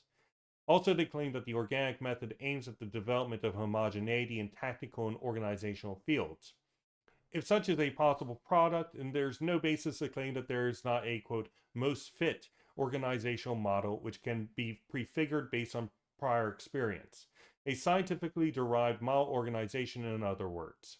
As usual, this finds itself necessarily leading into the exact same results that other systems have come to the recognition of through trial and error, but they seek to continue the trial and error across the whole organization rather than determining a solid, dynamic system achieving a solid, uh, through instead achieving a solid, dynamic system through unspoken reality, whilst claiming a lack of certain organizational structure. Basically, they just stick their heads in the sand and they do what everybody else is doing, but they pretend they're not doing it at the same time. And I read a section they had on cybernetics, and they essentially said that this is all correct, but the party is special and therefore doesn't do these things. It's like, no, bro, no, quit your religious idealist crap where you go in and say, your thing is particularly special. This is reality. Let's talk about reality. Continuing. The World Communist Party itself needs a basis in proletarian theory, principles, and goals that are recognized as valid and unchanging by all of its members. Deduced from these principles are a single program and set of tactical norms known to all militants as their shared heritage, which they can compare to their current orders with to determine correctness and of their own will and without possibility of discipline from the center, can choose to ignore the proposed tactic and instead continue with what they had been doing before. The party also rejects fusions, instead only accepting members as individuals. This is a good policy, by the way. Going back to scientific management of organizations, this is correct. You don't do organizational mergers. Individuals come in one at a time, and you accept or reject them on that basis. And if you absolutely are doing some sort of merger, then one organization is going to need to be subordinated and completely find entrance into the structure of the new organization rather than trying to kind of fit command structures together. Everybody comes in as a rank and file on the ground, and then from there, people will rise or fall into ranks in accordance with their abilities to fit in with the current system. Okay, continue. Uh, and rejects national or local exceptions. The ICP claims that such an organization doesn't have internal political struggle, but in reality, all that happens with the people who disagree is that they leave because they have no way of establishing any basis for pushing their ideas through, with anything new being declared as voluntaristic or somehow being recognized as simply a, quote, clarification, not intuition or inspiration, and managing to cycle through such that everyone agrees on it regardless of its applicability to their specific conditions. Some people may think this is a good thing, but if we're looking at communities seeking knowledge, that is not how research happens at all. They call themselves a scientific organization, but that's not how science happens. I'm sorry, it's just not. Next up, we have some discussion on the party hierarchy. Those are determined solely by the ability of an individual to carry out the duties of a position. They do not specify how someone who is more capable ends up in that position instead of someone less capable, or the process for removing someone from a position. They aim for an organizational structure that is robust enough to have anyone from any viewpoint in position so long as they carry out their duties. An example of this would be in the workplace, it does not matter your personal views because the structure of their job is such that it does not change how you carry out your duties. This is indeed something that should be generally aimed for, but necessarily does not work for all activities, as there are many roles wherein the viewpoint of the individual is absolutely key to the work at hand. For example, any sort of human facing activity or leadership position. With this structure aimed for, it should generally no longer be important who is carrying out duties, and it becomes possible to black box these functions and simply act as if they're conflicting with the traditional life. If their orders are timely and relevant, they're carrying it out to the best of their ability in conformity with the party line. Of course, to determine if someone is doing something to the best of their ability, the individual carrying out the duty must be known. Ergo, audit processes. You need auditing. You need some way to look into your organization and not black box it, instead, look at what's going on in it. Okay. In this robust organization with commonly agreed tactics and programs, there are no arguments about the doctrine, program, or core tactics. Internal relations are joint and shared work that all party members participate in, aiming to develop the best solutions to conditions, while theoretical cornerstones are made clear and tactical lines are honed. Common principles, tactics, and examinations of situations the party is in are analyzed to produce the most efficient organizational tools in such a way that coordinates the party's activity as a whole. In support of this, the party has an intense process of educating new members through practical action at the party's direction in accordance with scientific research, with results that are within the boundaries of the party rather than consultations to understand membership's opinions. This, of course, immediately runs into a brick wall as soon as one asks, consults, why local organizations are not carrying out demanded activities emergent from this, quote, scientific research. And they respond that they lack resources or specialized recognition for their limitations based on their external and internal conditions, and thus had no capacity to carry out these actions, and all the party said was confusing and counterproductive, and that if they had simply looked into the local organization and asked the people, then these problems would have never come up, because the best way to learn what somebody needs is to simply ask rather than assuming that you know. This is a life lesson, by the way. Ask somebody what the problem is and what they need and what they want, rather than just assuming you know all that through your scientific understanding. Just putting that out there, right? Just putting that out there. Okay. In addition, this robust organization does not blame individuals for failure, but instead looks into the organizational structures and processes, audits them, that allows the mistake to occur in the first place. Fundamentally, authority rests with information, appropriate focus of knowledge for a given decision, and that people agree to abide by the decisions made. And thus, its authority by centralization requires that the center have maximal knowledge or ability to delegate knowledge gathering to lower, more local recursions. Anyone who is engaging in individualism are forced out of the party initially by bureaucratic means, but as the party develops, eventually any ability to express individualism, such as careerism, anarchism, contrarianism, being a windbag, etc., will be unable to express those feelings, and any organs that attract those sorts of people are analyzed to establish a process of reconstruction of the organizational structure and features in such a way that will no longer attract them, but instead only genuine revolutionary militants. In terms of factionalism, the party must remember that there can be multiple answers to a given tactical problem, which can result in disagreements between groups of militants. They claim that these disagreements are not political in nature because any solution that ends up being selected is within the principles and core tactics.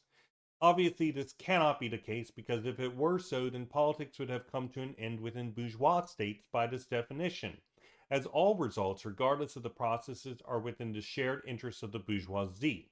This is obviously not the case, and the party itself is in the midst of a continual class struggle and attempts at negatively transcending bourgeois society through its negation. With that aside, though, the solution to what stands between potential answers to a tactical problem should be the result of scientific study, an inherently political process again. Not a consultation of the majority or some leadership assumed to have the correct answer. Of course, authority itself rests with information, and necessarily the center will tend to have the most information as is the coordinator and nexus of the various recursions. And the local recursion zone center will likewise have high fidelity knowledge comparatively of the situation. They seek to maintain the party's tactical, programmatic, and theoretical homogeneity and avoid contradictions, but do finally recognize that there are circumstances wherein the party has no choice but to contradict these. In other words, they change their tactics in response to external environmental conditions. Again, they admit to the necessity to change tactics under certain conditions. This I'm just gonna say board against literature. I don't know if it's a larger Italian trend or something where they make these sweeping claims and then come back later and just say, well, actually, we do this thing that we said we never do. But we just say it in this little sentence over here, way down in the header after making this massive and door-stopping claim up at the top in the summary and all that sort of stuff.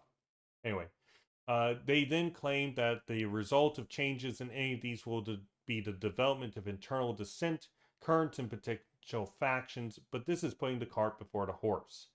This is because the drive to change tactics, program, and theory come from the development of these in response to changing external conditions. Changing tactics does not produce dissent any more than the victim of a bully being caught by a teacher fighting back caused the initial conflict. At all times, conditions will change, and the party needs to have a process for responding to these changes, which is known by all.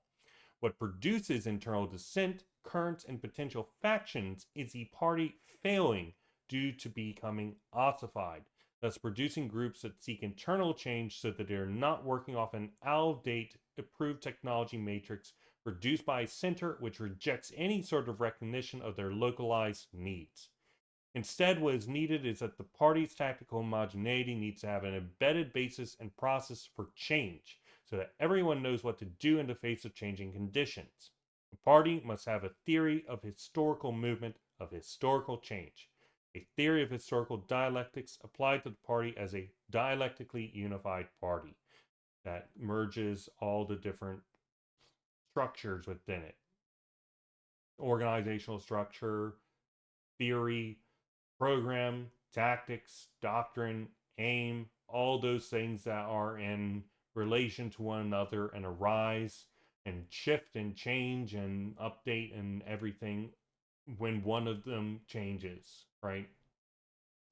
In response to changing conditions and thereby demand to change tactical action, the party must not repress the dissension and undergo a process of clarification of cornerstones by objective research. Then, upon the completion of such research, make clear to the whole party the resultant analysis and elaboration of theory and praxis, with the new tactical action directives having a process of transition to them included in the explanation. The party itself acts as a recursion of the proletarian class itself, synthesizing its fundamental class struggle theoretically and material from all potential sources by solid foundation in theory, principles, and program, international in character due to world market making the proletarian struggle international. This synthesis includes all stages of class struggle, including anticipation of future development through inclusion of historic knowledge.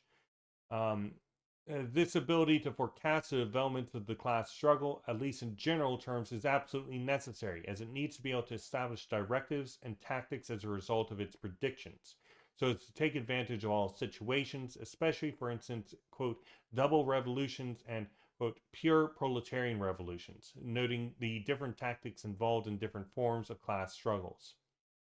In conclusion, the sum of all parties' functions needs to be harmonious and fully connected without internal conditions, with the organizational principle being centralism.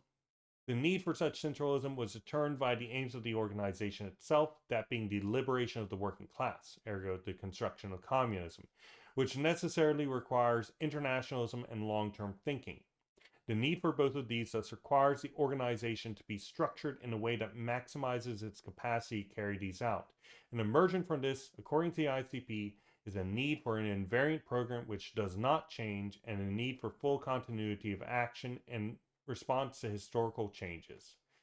The party itself must be at all times a real historical force that has a stable orientation in class struggle, united throughout by doctrine, program, tactics, and the defense thereof. In this conception, means and ends are inseparable because if tactics, the means, become opportunist, then they stay that way because you can't change them. So this is a problem within the invariant conception, to be clear, but they're basically just want to get right the first time and then keep it right forever. Okay. Throughout this, they never explain the fundamental question of what that process is for decision making, instead presenting as a question of who makes the decisions, claiming that the entirety of the organization makes all decisions about everything, despite claiming to not consult them, because everyone is familiar with the program, doctrine, and tactics and accepts or rejects orders on the basis of that understanding. The party takes form in response to material needs of the working class to achieve their aims, and following that, the party takes the form it needs to carry out the tasks necessary to achieve these aims, and therefore, in the ICP's analysis, the party does not function on any inherited systems or model organizations. Of course, this conception ignores historical developments in that because there has been determination through historical experience that the political class party is necessary, that means that we can say things about the organizational form a priori in this sense. In the same way, we can come to determinations about the character of this political party. The party, according to this, creates organs, that is to say recursions, for the execution of its duties, and when such are no longer needed, they are immediately dismantled or recreated, with no explanation about the process by which this occurs, was it termed necessary or unnecessary, or how it determines how well any given recursion fits the environment. They claim that you can't determine the ideal recursion's form for a particular purpose or environment either beforehand or after.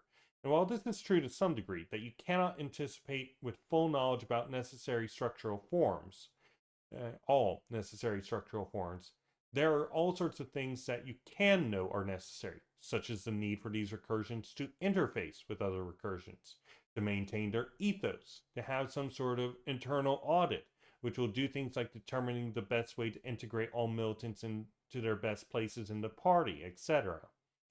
There are, in fact, many things that are universal, general, and can be determined by the capacity of the organization and from the environment itself before the recursion is in place. And history itself is a teacher, as are the aims of the party. The organizational form itself, we know, must at all times be squarely faced against the bourgeois system and planted firmly in class terrain. Hence, I would like to put forward the existence of a dialectically unified Communist Party of the working class. This is probably a trash name, but I'm just going to say it. This party maintains a dynamic feedback loop between its real-life activity and its organizational structure, program, tactics and strategy, doctrine and theory, revolutionary aim, rules of operation and praxis, guiding principles, internal conditions, including rank and file composition, and its external environment.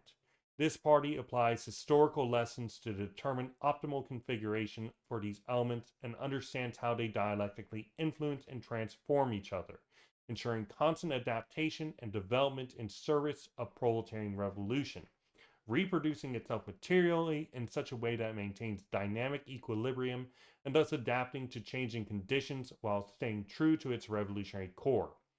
This would recognize the necessity of direct and continuous feedback through consultation of the rank and file of activities and necessities, while gathering as much information as possible rather than immediately blackboxing every recursion below the center, and aim to be an active agent of history and seek to influence the external environment in ways favorable to all other aspects, through all other aspects.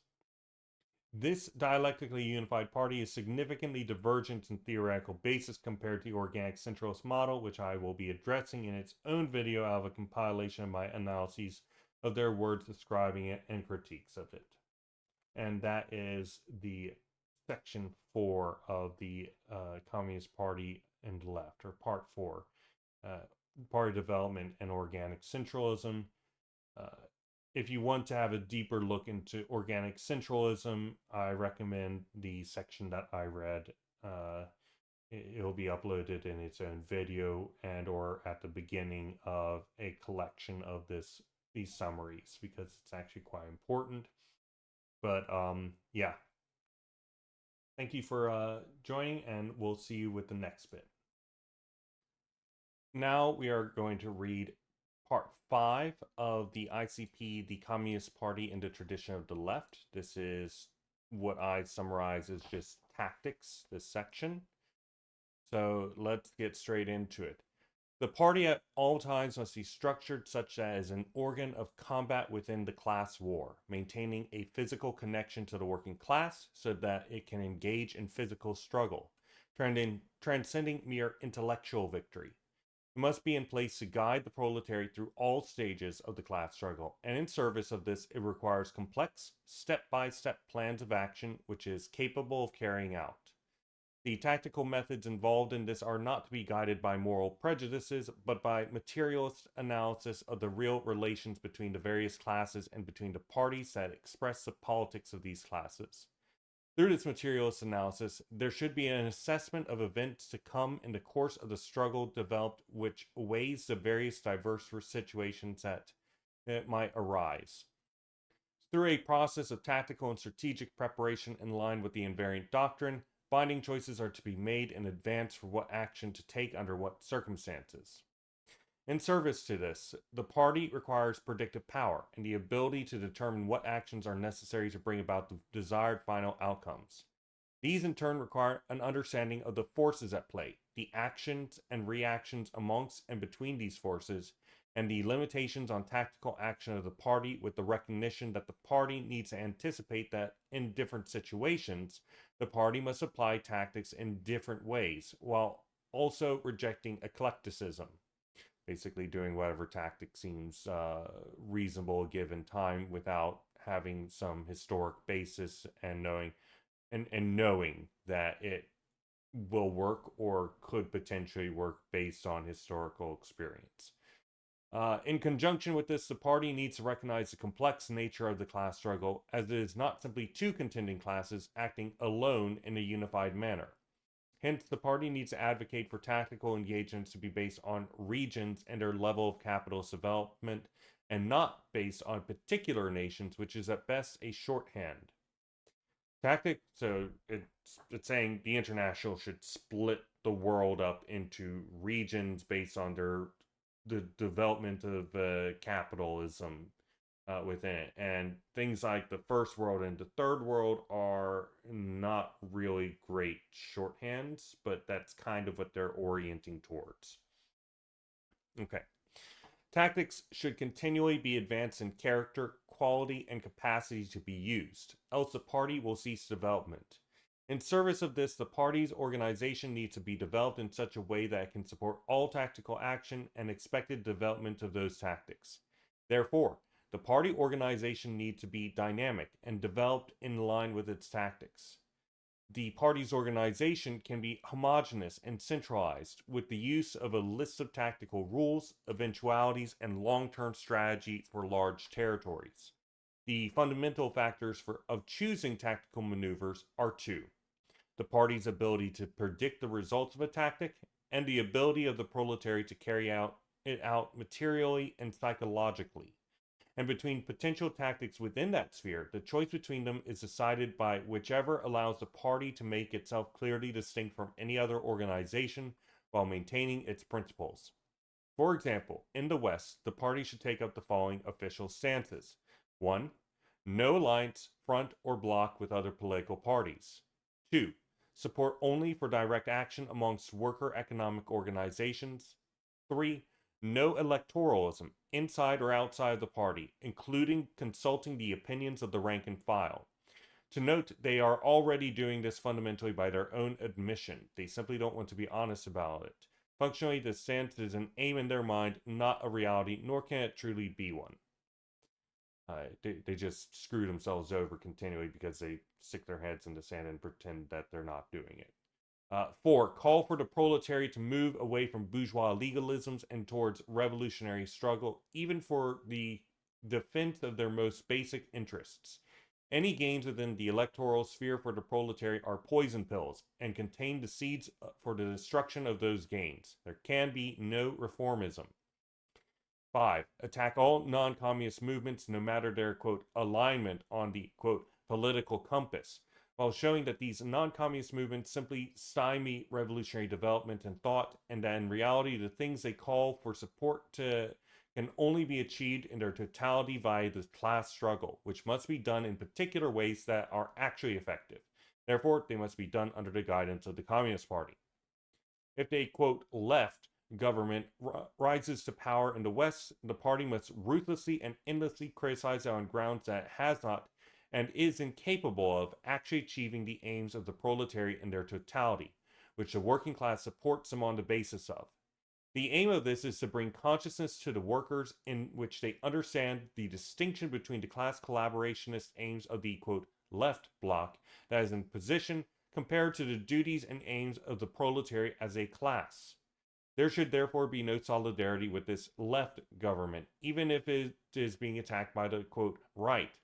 We cannot abandon our principle based on false distinction of degrees of leftness.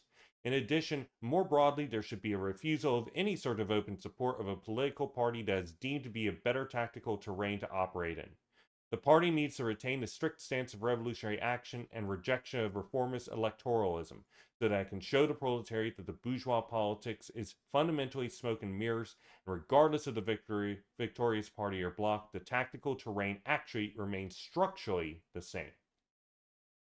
However, the party should direct the workers to support social democratic progressive policies for their immediate interests, but at the same time wage a propaganda war upon the social democrats, aiming to show the proletariat that they do not need to sacrifice any autonomy or enter into bourgeois legalism outside from the bare minimum. Meanwhile, the party will constantly show that the actual policies promised were not and cannot be achieved through legalist reforms and activities, and that the Social Democrats are in league with the bourgeoisie to quell dissent for the rule of the proletariat class enemies.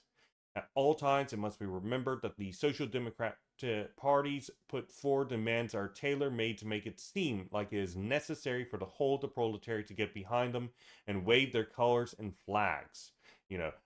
If you don't vote Democrat, not even a social democratic party, by the way, if you don't vote Democrat, then Trump and Project 2025, and, this is the most important election of your lifetime. It's been that way for my entire life, evidently. So, I don't know what exactly they're wanting. They never did any of the things that they promised to do. Roe v. Wade still wasn't, codified. Great, amazing. They keep that in order to threaten us. That's the entire point of it.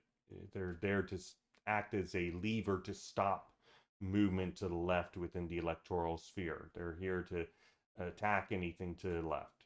Okay. In response to this, the party should urge the proletariat to take direct action in the name of such policies, but not fall for such tricks which draw the workers under their banner. Ultimately, the key parts of most social democratic policies cannot actually be carried out within the domain of bourgeois systems. When the social democratic parties fail to actually achieve what they have galvanized the proletariat for, the party needs to hammer in on the details and seek to compel the social democratic parties to put up or shut up, as it were. Must we know that means and ends are in a dialectical relation, and the kinds of means one uses needs to lead to communism. We cannot utilize any and every potential tactic, regardless of effectiveness, as an incorrect one can lead to class collaborationism and the like, and systematize it within the party as well. The ICP also claims that the party's program should focus only on the struggles that result in the final struggle for proletarian victory, rather than placing itself as, quote, a manager of transitions and accomplishments that do not directly affect the class it represents, end quote. However, this is something that is self-harming as it leads to a lack of specificity in the same vein as those who claim that we should not add things like feminism to the program on the basis that, quote, Marxism is already necessarily feminist. Ultimately, though, the reasoning here aims to avoid the party becoming a sort of temporary stopgap measure to combat a given threat, abandoned right after, rather than carrying out a revolution. So basically, uh, the way that they were putting into text was don't add things that aren't specifically for the communist program on the communist program. It's like, well, if we're talking about clarity, then it's important to add things that are not, um, automatically known by everybody to be part of the Marxist program onto the program. You know, continuing.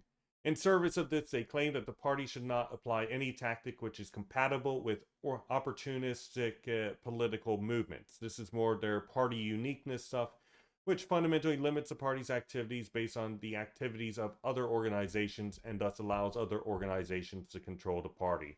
So if, some individual movement comes up that's like, we are pro feminism and stuff like that, suddenly the Communist Party goes and says, well, we can no longer say we're pro feminist by this conception.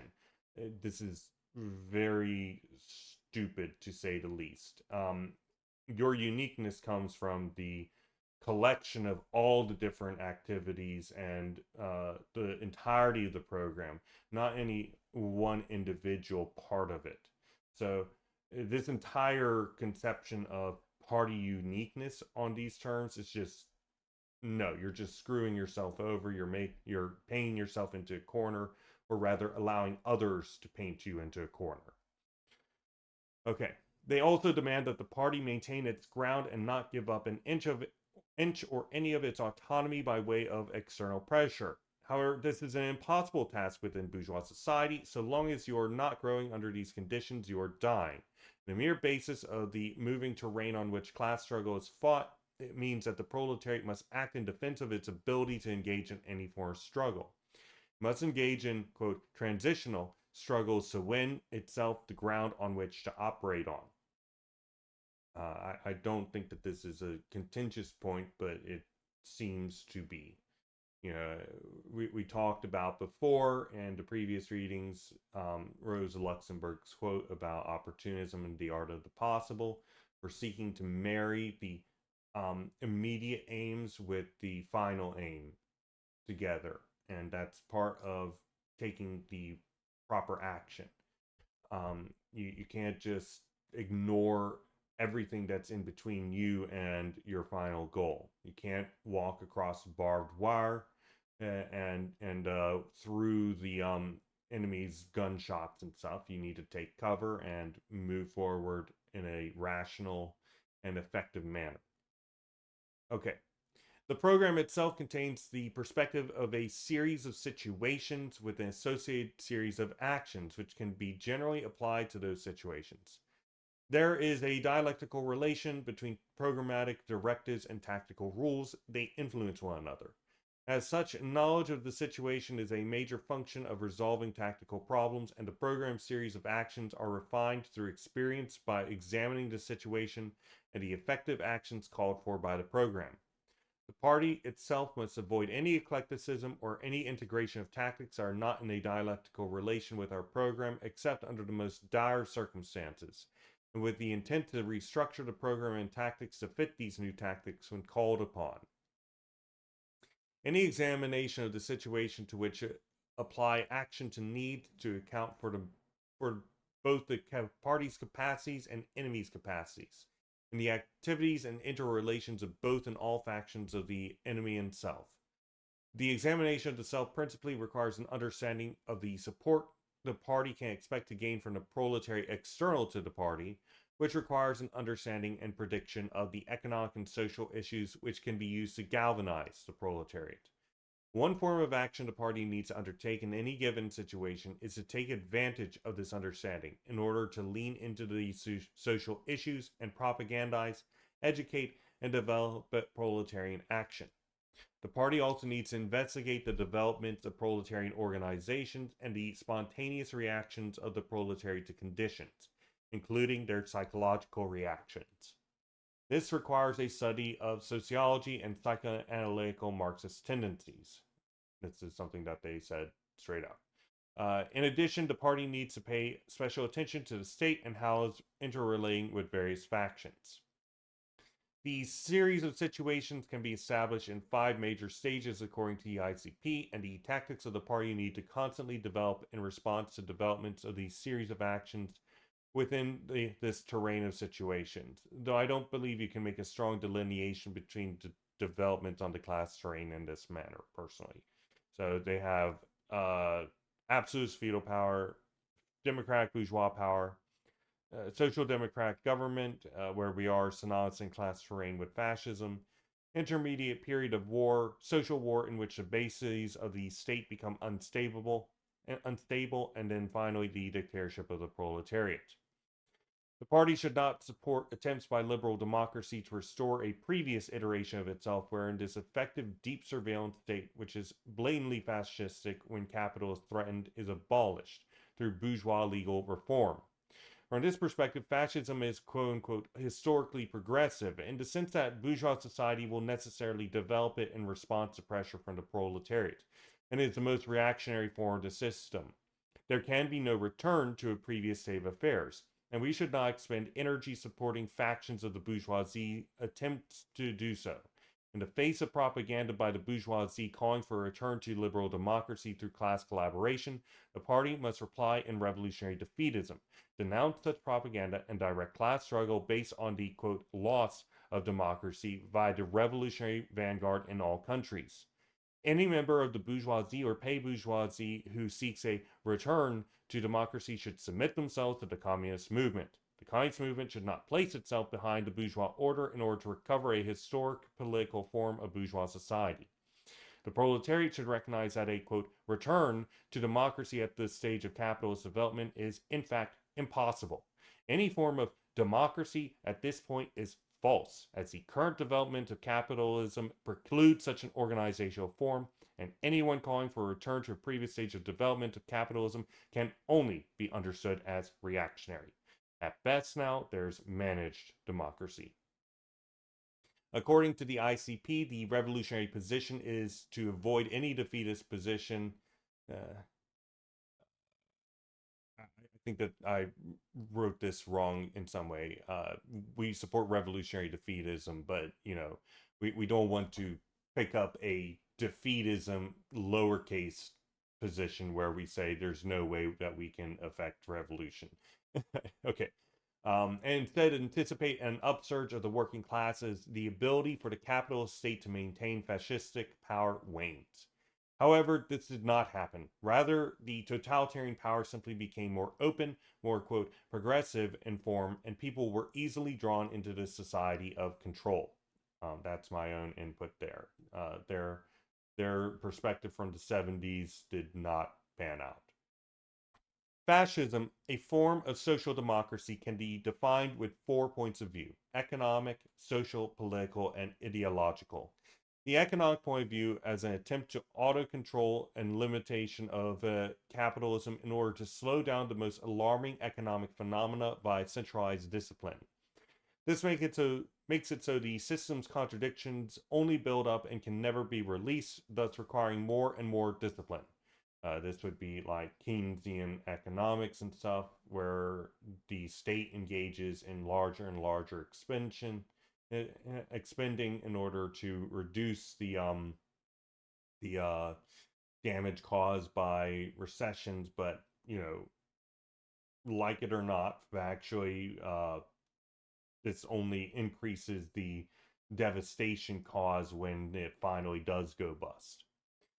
Continuing, the social point of view is that the bourgeoisie attempting to give itself a collective class consciousness in via of its individualist philosophy in order to combat the proletariat class forces. The political is a constituted stage at which the ruling class denounces, officially or unofficially, schemas of liberal tolerance as useless, proclaims a method of single-party government, and liquidates the old hierarchies of servants of capital that are too ingrained in the democratic state and its methods of repression of the proletariat via trickery. Lastly, ideologically, fascism aligns with a false class consciousness by speaking of a nation rather than the class. the juridical equivalence of individuals before the law, and maintaining its organizational structure based on the entire social collectivity while carrying the terminologies of working class movements. We now see this in varying forms in all bourgeois states, even if they kowtow to liberal tolerances and multiple parties. Continuing, the party's ability, so just think about, for example, the integration of unions within the bourgeois state at this stage of capitalism, with unions enjoying very strong legal protections to varying degrees, even in nations that are rapidly anti-union, things of that nature, right? And then you'll have individual politicians get up and announce their support for it while also bringing these unions deeper and deeper within the social order of capital and converting them entirely to unions in support of the capitalist system rather than in support of the workers. Continuing, the party's ability to influence external activities should be kept within the limitations of pre-planned knowledge of tactics to use at given times in order to carry them out. Note this does not leave room for trying new tactics based on an understanding of the terrain and puts a time-based cap on the development of new tactics at a necessarily arbitrary point. As usual, I complain about their demand that there be no new tactics. This will continue. The complaints will continue until the position improves, but it won't because of invariance. Ideally, the party can develop propaganda and slogans in the workshop rather than in the instant moment, as these need to be based on in the real life of the party and dialectically connected to the whole of it, not merely specifically to one action the party might be carrying out at a time. In addition, principles and doctrine are dialectically related to action, developing dynamically alongside the actions the party takes. Thus, the actions and thereby the tactics and thereby the organizational structure all influence principles and doctrine. The party hence develops as competing material interests push social groups into struggle, who in turn organize to fight the struggle in varying ways. Through the actions they take, the successes and failures theory is developed, and this theory is in turn applied to future struggles and the organization is honed. If these historic experiences are ignored or distorted, then the development of the organization and struggle is harmed. Fundamentally, the party itself must be recognized to be a dynamic organism with a feedback loop between its real-life activity and its organizational structure, program, tactics and strategy, doctrine and theory, revolutionary aim, rules of operation and praxis, guiding principles, internal conditions, including its rank and file composition, and all within an external environment. All of these are interconnected and affect one another, and to say something about one of these is to necessarily say something about all the rest. You can identify an ideal universal tactic, then you can in turn identify an ideal universal organizational structure necessary to support that tactic.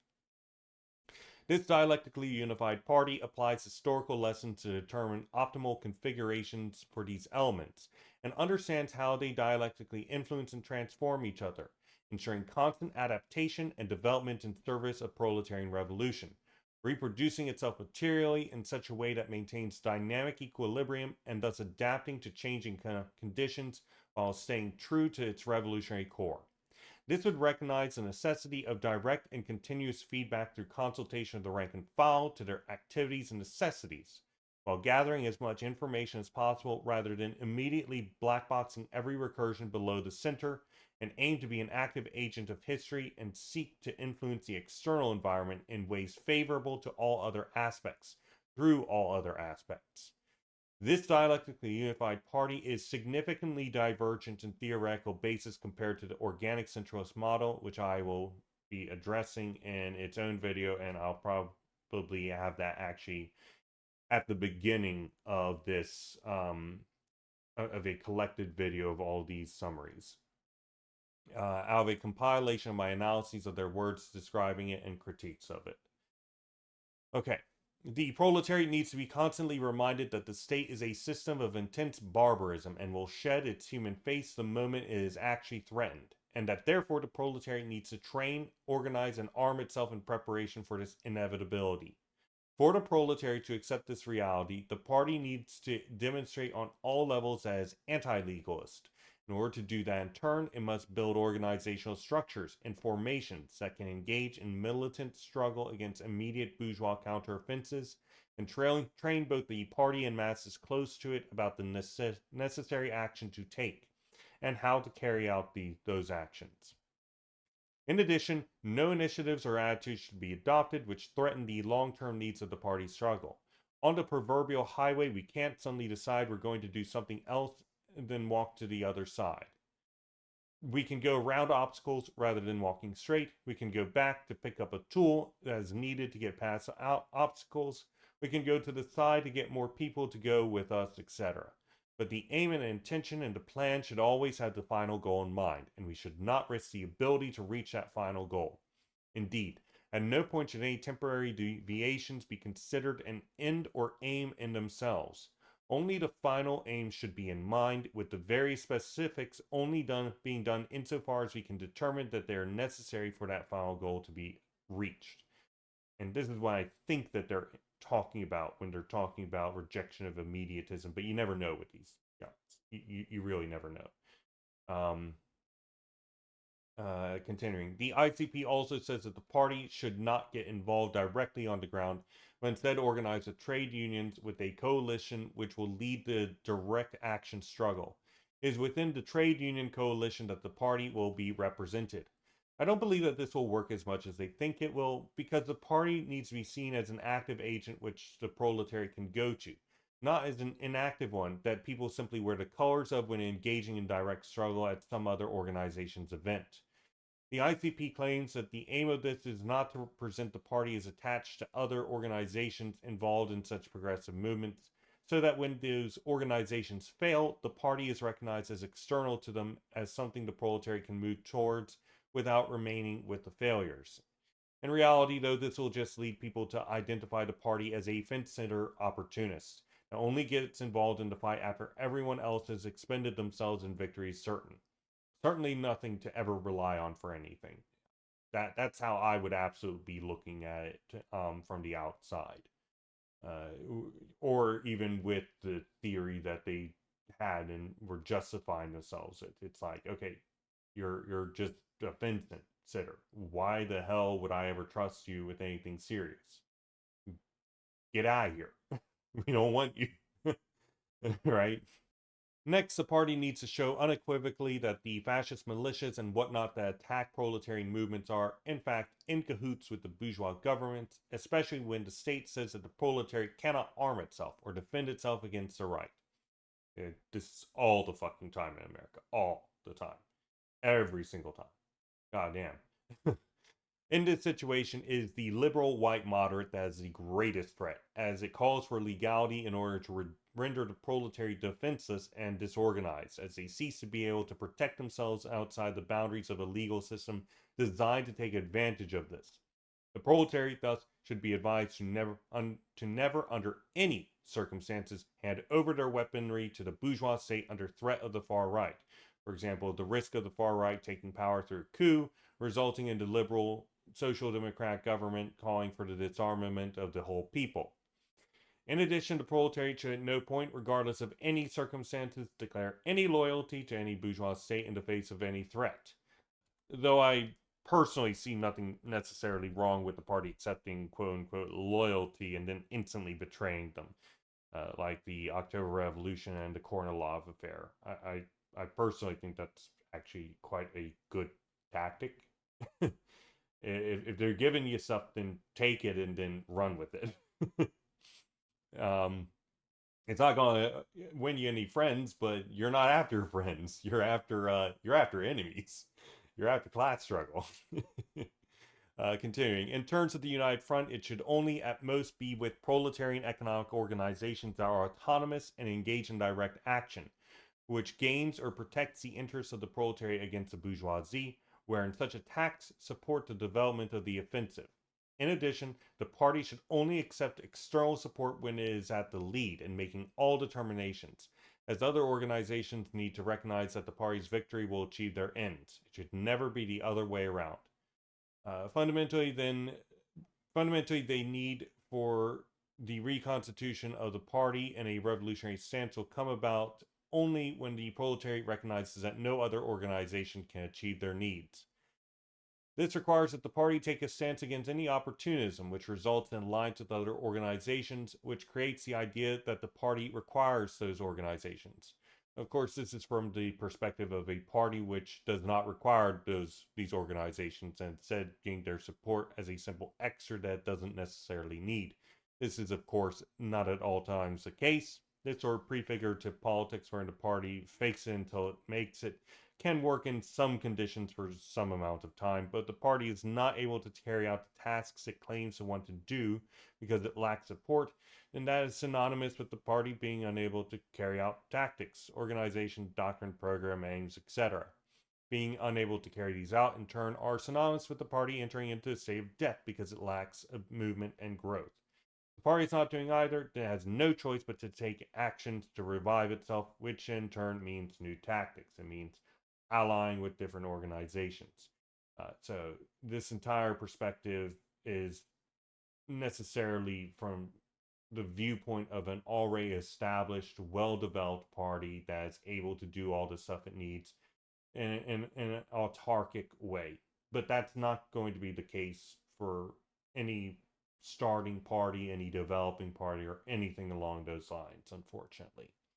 Maybe when we have a true international that's going in and supporting these parties, that will be different, but we don't have that right now. Continuing. The movements the party participates in cannot be directed by any super party or superior organization over and above party affiliates. The party must either be the dominant force in any movement, or it must only be a united front of opportunity without any greater organization. At all times, our position must be to crush the liberty to own, oppress, and exploit in all bourgeois forms. The bourgeois system has codified and legalized, and thus tamed, forms of direct economic action by the proletariat, such as unions.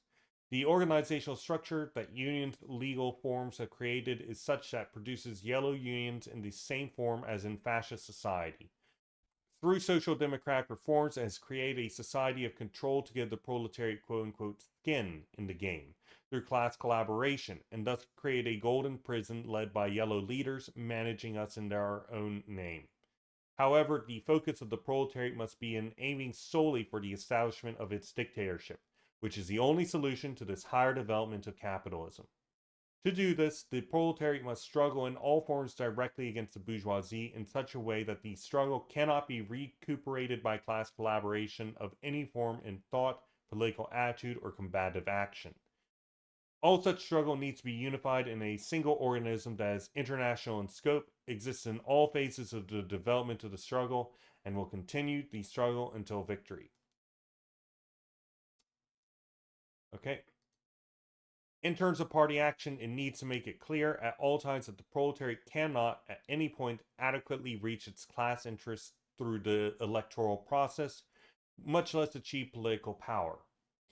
The class struggle cannot be fought within the terrain of legal electoral struggle, but only in the historical conjunction and balance of forces between the contending classes. The best way to develop such is necessarily a complete rejection of the political structure of capitalist society with the intent of the development of revolutionary armed assault. Therefore, at no point should the party or any worker organization recognize the validity of bourgeois society and its decisions. Within local election, the party needs to keep in mind the general objective, which is principally the aim to make it clear that the party is completely against the ruling order and is thus distinct from all other organizations. Though I will say that sometimes this sort of thing just leads to being constantly negatory can lead to problems. I experienced this myself as somebody. I'm not going to get into it, but it was a religious debate when I was an atheist, and it's like, let me find something wrong with literally every line in the Bible. It's like, it eventually gets very stupid. And you feel stupid, and it just hurts your entire argument if you're just continually negative and attacking all the time. So pick your battles a bit more than just at all times, at every time, etc. Okay, continuing. The party should agitate for his general historical demands, and as the class struggle develops, seek to develop class-based representative organs which engage in struggle, solely in the interests of the proletariat, otherwise known as worker councils. The party continually aims for the final goal, even under the conditions wherein a progressive policy might help some individual grouping within the proletariat. Liberation is through the proletariat as a whole, which contains all these groups, not for individual groups which are unable to attain liberation external to the class movement ultimately. The platforms of these partial groups, therefore, should be extracted and made in line with the party's program.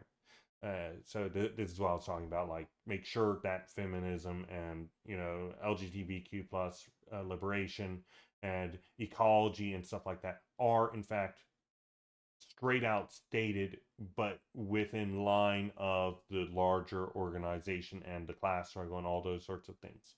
It's your whole program, which is what makes you unique and distinct, not individual pieces of it. If somebody's trying to break it down to individual pieces and say, oh, because you agree on this individual point, then that means that you should be in line with one another. The answer is no, because they don't agree on these other points, which are key in shaping our engagement with this particular point. Okay. The platforms of these, and these progressive movements criticize for the conservative character they necessarily have. The ICP rejects any form of intermediatism where an effort is used primarily in the legal form to maintain the benefits won by the working class.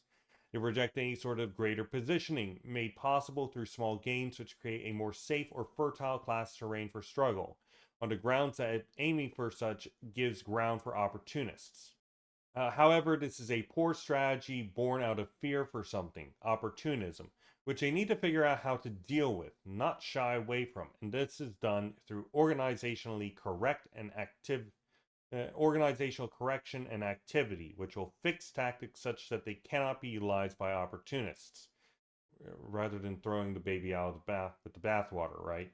In order to get the proletariat to struggle on a revolutionary terrain, we need to fundamentally convince it of the fact that the electoral terrain is a losing battlefield. Thus, within reactionary times, electoralism is feasible. I believe this is stated by these guys, by the way. I'm not putting reformist words in their mouths. But more, I think that this is essentially let the child put their hand on the stove top so it learns not to do that in the future, right? Since it demonstrates to the proletariat the futility of such actions and thereby allows the construction of more militant organizational form and application of such tactics.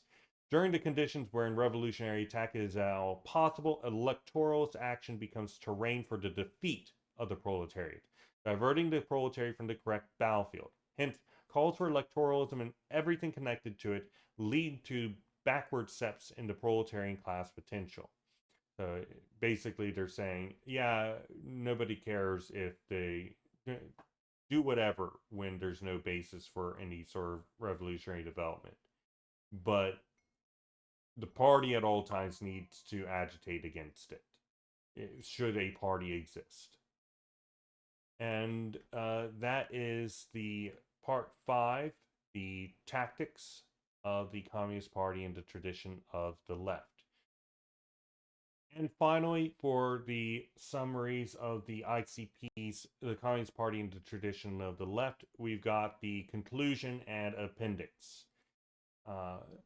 This is where there's additional problems I have with it, where their party worship, once you get down to it, is a bit more actively demonstrated.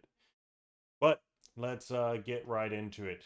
Analysis. This appendix is split into 9 short parts. 1. The party as organic leader of the class. 2. Objective factors in the degeneration of the Communist International. I believe that I skipped over that because it just didn't have any useful stuff. Yeah, section 1 and section 3. Evaluation of useful stuff in terms of the form of the Communist Party and stuff like that. Evaluation of the historical situation, the tasks of the party. 4, the need for the continuous preparation of the party. 5, the compactness and unitary nature of the party resultant from its organic activity. 6, the lessons of counter-revolutions. 7, relationship between principles, program, and tactics. 8, against political struggle within the party. And finally, 9, conclusions. Okay. Section 1, the party is the organic leader of the class. The party is to be the organic leader of the proletariat, just as the bourgeois state is the organic leader of the bourgeoisie. The party itself must act as the proletariat's general staff during the revolution, else victory will slip through our fingers. In order for the party to act as this, there are objective and subjective conditions which must be fulfilled. Militants within the rank and file must be those who aim for the final goal whilst being aware of the final objectives and methods of reaching such. Despite this, individual consciousness is not a condition of admission to the party, or rather, a will to action is. Education on the objectives and methods comes through life activity, which the party will direct its membership to carry out and refine itself via. Party members should not be subjected to agitation and propaganda, but instead enjoy the fullest education from a revolutionary pedagogical standpoint. This text then makes a deeply silly claim that if the relations and organizational structure within the party is made explicitly stated, then it will lose its organicity. This is, of course, a fundamentally and completely infantile and incorrect conception in all forms. If this were the case, then organicity is impossible from the very beginning, as the organizational structure exists whether people know and rationalize it or not. You know, electricity works whether or not I know it or not. Whether I know it exists and know it, how it works or not. This is a completely subjective conception of any sort of organization. An organization exists the way it exists, whether or not it is recognized and explicitly stated. Continuing. And, you know, if they think that if you say it, then it suddenly becomes solidified and you are no longer able to make changes, then that's really an error of your organization that would exist whether or not people said it or not. Because if you don't have a process for change that's embedded within it and explicit and so on and so forth, then your party, whether that is known or not, cannot change effectively, right? Okay. It is to a subjective thing outside of existence, but an objective thing within the real relationships of the party itself. If we cling to a particular structure thoughtlessly and out of the sake of tradition, these guys, tradition, then certainly this can lead to the loss of dynamism. However, if the party fails to adequately audit itself and take careful note of its own activity and structure, then it is doomed to be incapable of dealing with its own internal dynamics by its own will. Okay. Section 3, evaluation of the historical situation and tasks of the party. The party organizational structure, not only in a dialectical relation with the party's tactics, is also in relation with its external environment. Environmental terrain in which a class struggle takes place. Thus, the party's functions and specific tasks, along with its tactics, must be shaped by a correct understanding of the external conditions, such as the economic, political, and social terrain in which a class struggle is unfolding. Thus, the party must constantly be evaluating and shaping itself dynamically to adapt to the changing external environment, so as to develop itself organizationally and in terms of tactics to best fit the specific conditions of the class struggle within the balance of class forces, the level of class consciousness of the proletariat, the activity of the state and other apparatuses, and the impact of global and local events on the local struggle.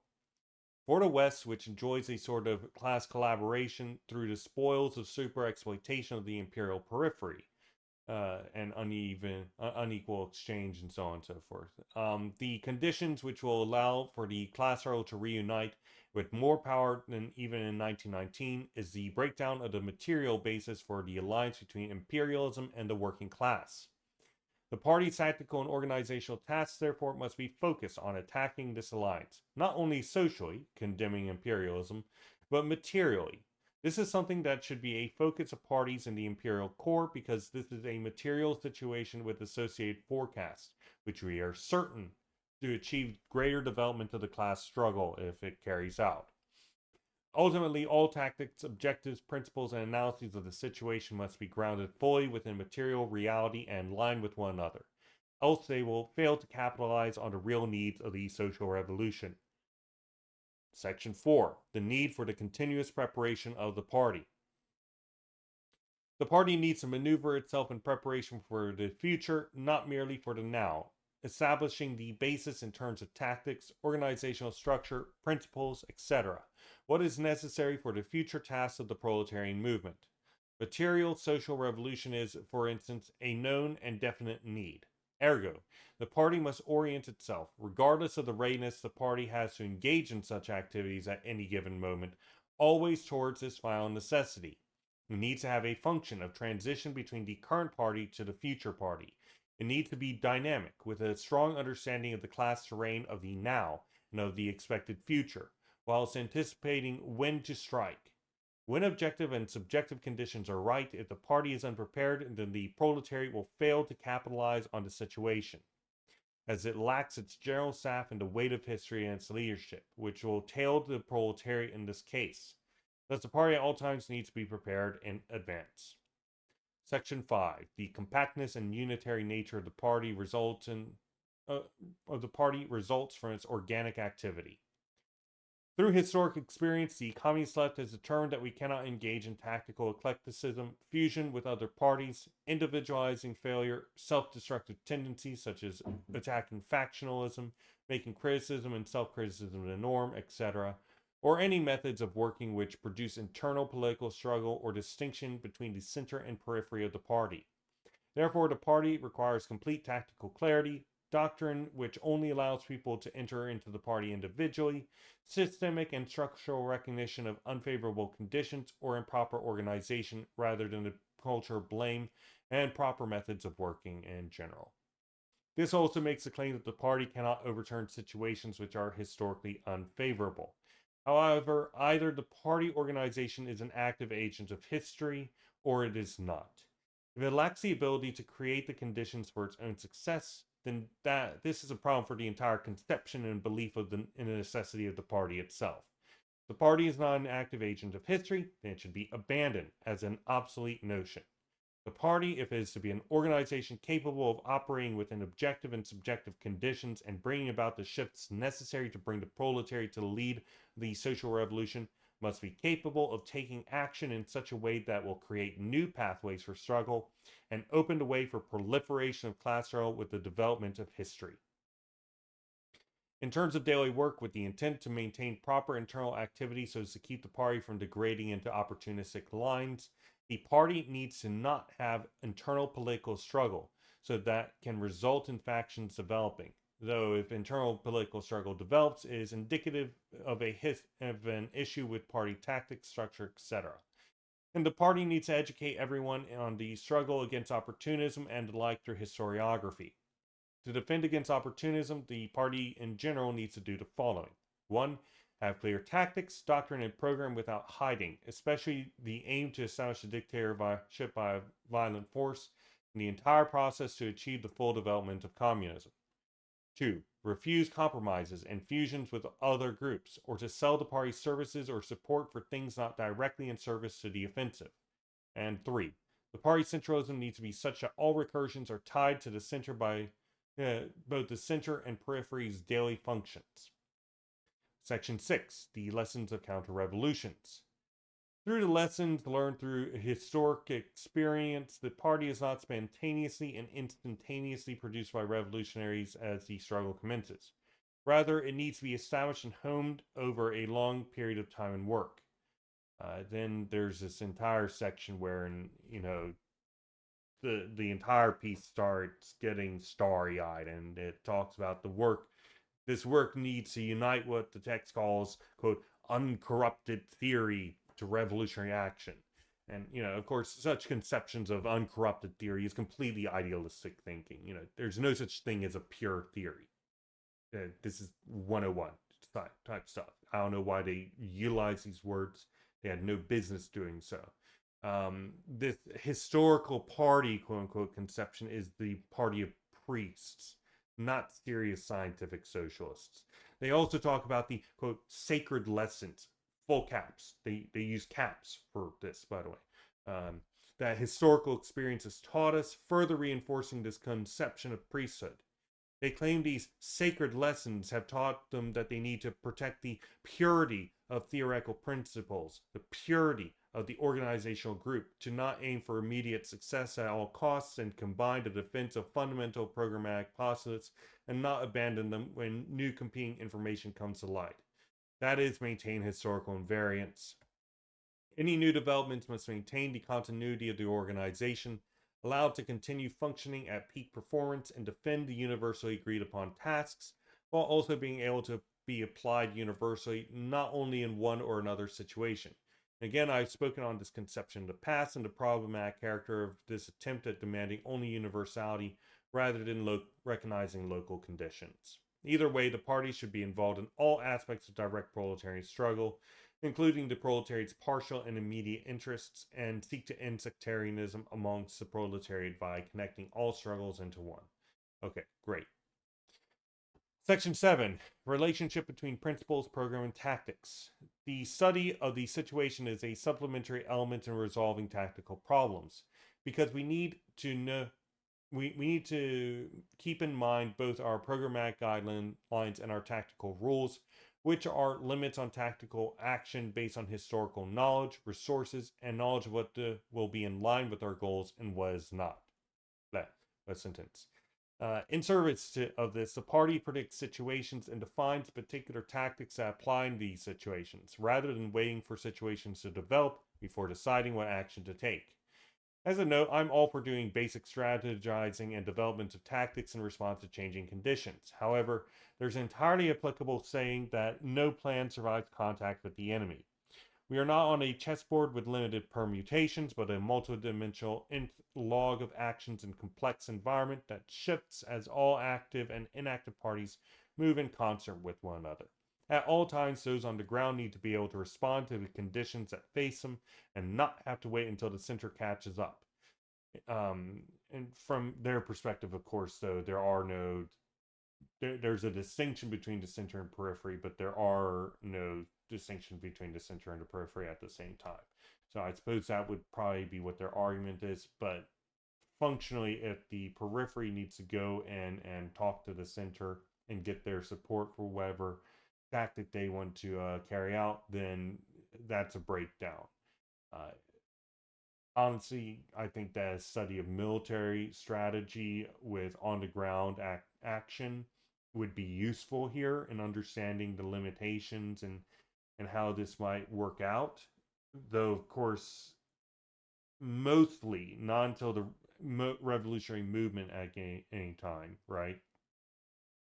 The party isn't a military organization. It picks that up. I don't know how, when the revolutionary movement starts, but before that, it's not. So, if you got the time to consult the center, and then, the center comes back with its own advice and so on and so forth, and then you carry it out, more power. But, if there's not time, then the periphery needs the ability to take action in accordance with its necessities. Okay, in addition, the party can't know every tactic and tactical implication from deduction. This is another part of that thing of, the party needs to actually talk to and consult the rank and file, not just try and guess stuff. Okay. They also state that only knowing how to act properly and barring any acts that produce poor results can guarantee against opportunism.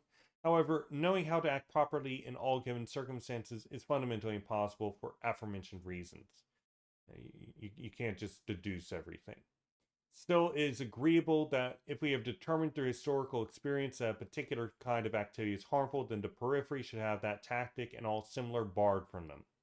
But then they go beyond this and claim that the party itself shouldn't be doing any tactical improvisations because it can't guarantee that those tactics are correct or won't lead to opportunism. Hence, not only barring tactics that are shown to have been shown to have failed, but also anything outside of what is approved by the center. This is fucking stupid.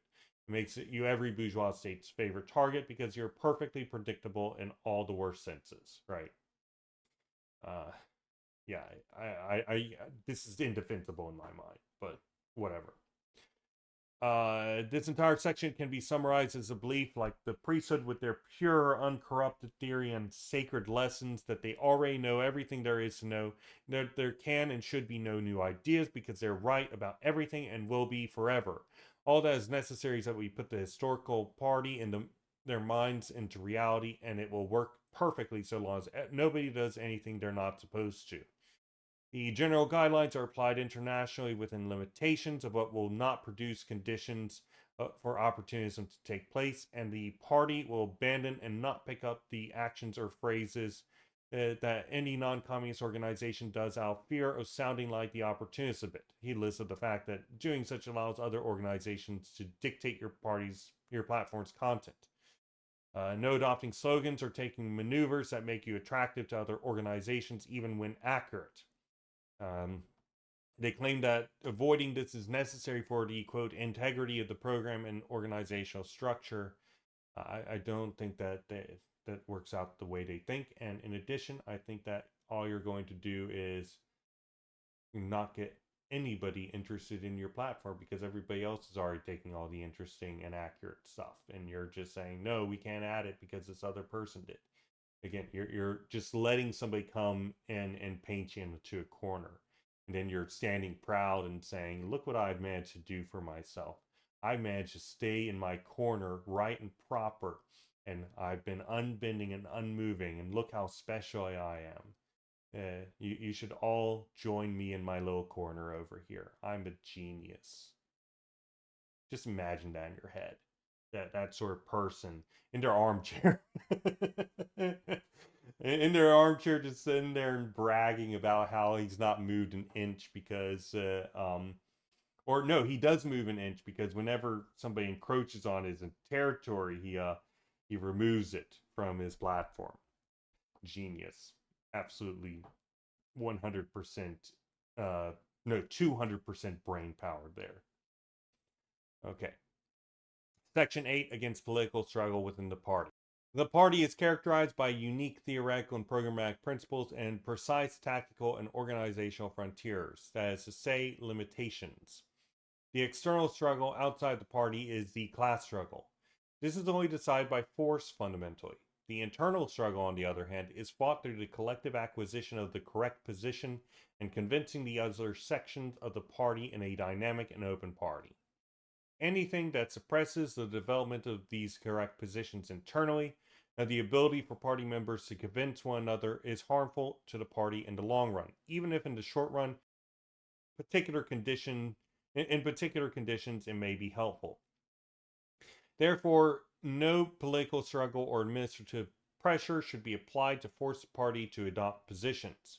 The party should instead seek to adhere to its historical party, that is, the idea of the correct party and pure thought descending from heaven unto earth, held by the priesthood of the Bordegists, as best as possible, reaching towards it out of the formal party in reality. We need to be focused on the formal party, as the goal is to convert the party in reality in the form of the contingent and formal party to best reflect the perfect historical party.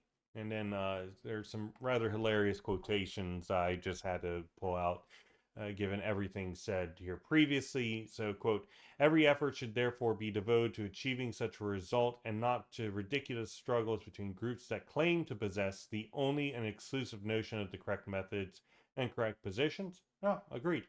And then, today it is not a matter of elaborating something new, because in the party's tradition, in its texts and theses, each element of our tactical plan is amply foreseen and explained. Everything is perfect. We possess the only and exclusive notion of the correct methods and correct positions. There can be no improvements to our position, no new tactics, no new principles, no new anything. What we have right now that we have subjectively drawn a line and said this is enough. The irony is sickening. Stop the vote. Section 9 conclusions. The center's function is directed towards maintenance of the leadership of the party. No faction should be vying for control over the center. Factions may form and lead to splits, and if they do, it is almost always done for valid reasons. At no point should there be any repression within the party. Instead, there should be an effort to clarify the correct positions of principles and tactics. In regards to any faction, the center itself does not support any of them, but instead only recognizes them and engages in them. Unity is beneficial, but not at the cost of the ideal organizational basis. There should be no cooperation with any faction seeking to harm the correct stance of the party, even under threat of a split. The party aims for homogeneity and it's an organization in terms of ideology, tactics, and organizational structure. This requires that all these be solidly articulated and resolved across the entire organization. Orders from the center are not to be the starting point of action, but the result of the party's collective functioning. Mechanical discipline, which imposes rigid adherence to orders, can hinder the party's ability to develop and execute effective directives. Fundamentally, discipline and relations between periphery and center consists of delineating the duties of the section of the party that carry out executive orders, with these duties being determined by tradition, preparation, and material continuity of the reasoning and action of the movement. This can help prevent internal contradictions or misalignment of action with the party's overall objectives. And that is the collected notes of, or summary of my excerpted notes from the ICP's, the Communist Party and Tradition of the Left. This took quite some time. It takes many hours going through and breaking it down on top of the time reading and everything. It'll probably be over an entire day's worth of 24 hours worth of videos once they're all combined into one great whole. This has been an interesting project in of itself. I do think that there's a lot to be learned from, you know, these works. I don't think that you should just hold off from reading these. There's lots of very important and central things that is that can be derived from it. However, at the same time, we can do better. I put out my own visions here, my own critiques of it. For example, my quote unquote dialectically unified party. It's truly a horrendous name. I'm using it because that's the way I thought about it at the time, but there's definitely a better way of putting it. The Damonite pieces that we read, the pieces by Honorado Daman, where it was talking about dialectical centralism, which is basically the mass line applied within the party as a way to deal with some of the fundamental problems with the organic centralist model, which leads the center and the periphery from to either resulting in a complete subjection of one to the other or a breakdown between the two where they separate. Ideally, that sort of thing deals with it, and that's kind of where I was starting from my development of the thing, of the idea. And in addition, we have to. I agree with the conception of invariance, for instance. Um, Once we've established something, it should take a lot to disprove it. But I disagree with, no new tactical ideas. This is stupid. You can't make the subjective line wherein, you don't get anything else. And I disagree with barring, the periphery from taking the actions that they deem necessary at a given time. I think that you need to have strong auditing procedures. I think that, any sort of organizational structure can benefit a lot from engaging in various management science work like cybernetics. I think that that's something that should be engaged in, with the understanding that a lot of it is, in fact, based within uh, bourgeois management, which is functionally around uh, getting workers to do stuff that they don't want to do, or structuring things in that way. To be fair, this organic centralist model is kind of entirely about that, because it's trying to make a massively robust party organization, wherein the organizational structure itself and the division of labor within the party makes it so the viewpoints of the individuals staffing the party don't matter whatsoever. And I personally think that this is good, right? Um, it's not perfect. It kind of goes away from the humanist model that Marx has in mind, but we know, in fact, that this works. We see it and experience it every day as workers, wherein our own views just don't matter. However, it is important to note that you can't do this throughout the entirety of the party. There's sections of it that just function on they function in such a way that it requires the person's viewpoints to be indicative. Any outward facing thing, like somebody who is acting as the face of the party at a given time, their personal views are actually very key, and they need to be deeply in line with the party, no matter what. Um, and I do think that there's also some confusion in them that, this sort of a Lockean conception wherein, if they're still in the party despite not agreeing with everything, then that means that they're actually agreeing with everything, or rather that it doesn't matter that they don't agree with it. Um, this is a problem for all the reasons that Lockean social contract theory is a problem. Uh, uh, the other parts are, and this is not a ding against the entirety of the ICP or against the you know uh, any of the processes that they have and ideas, but there's definitely what amounts to party worship going on in this, yeah, at least in this text. You'll feel it when you start reading and you start looking for it and so on and so forth. You'll really start to be like,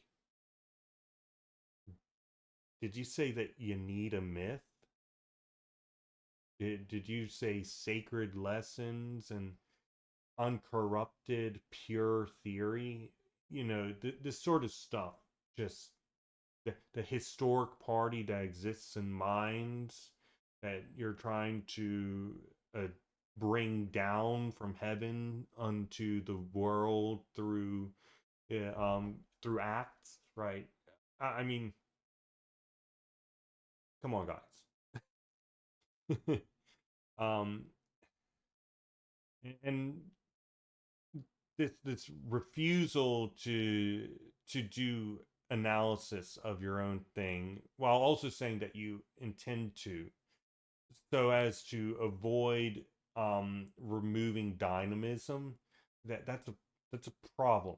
And if your organization removes dynamism, once it gets analyzed, like it's like some sort of quantum cat or some shit like that, then that's a problem with your organization not having structured processes of dynamism. These are things that organizations can have if you construct them correctly. But if you're just sticking your head in the sand and and saying la la la, you don't get that. And in fact, your organization isn't dynamic whether or not you articulate it or not. Um, There's good stuff here about tactics mostly. I I kind of think that this drive for uniqueness is self-defeating and not particularly useful.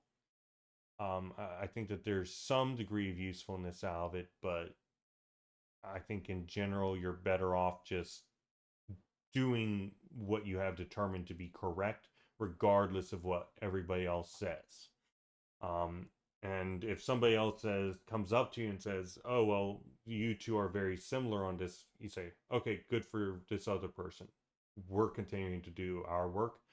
You can absolutely do that. You don't need to take somebody else trying to put you in a room with somebody.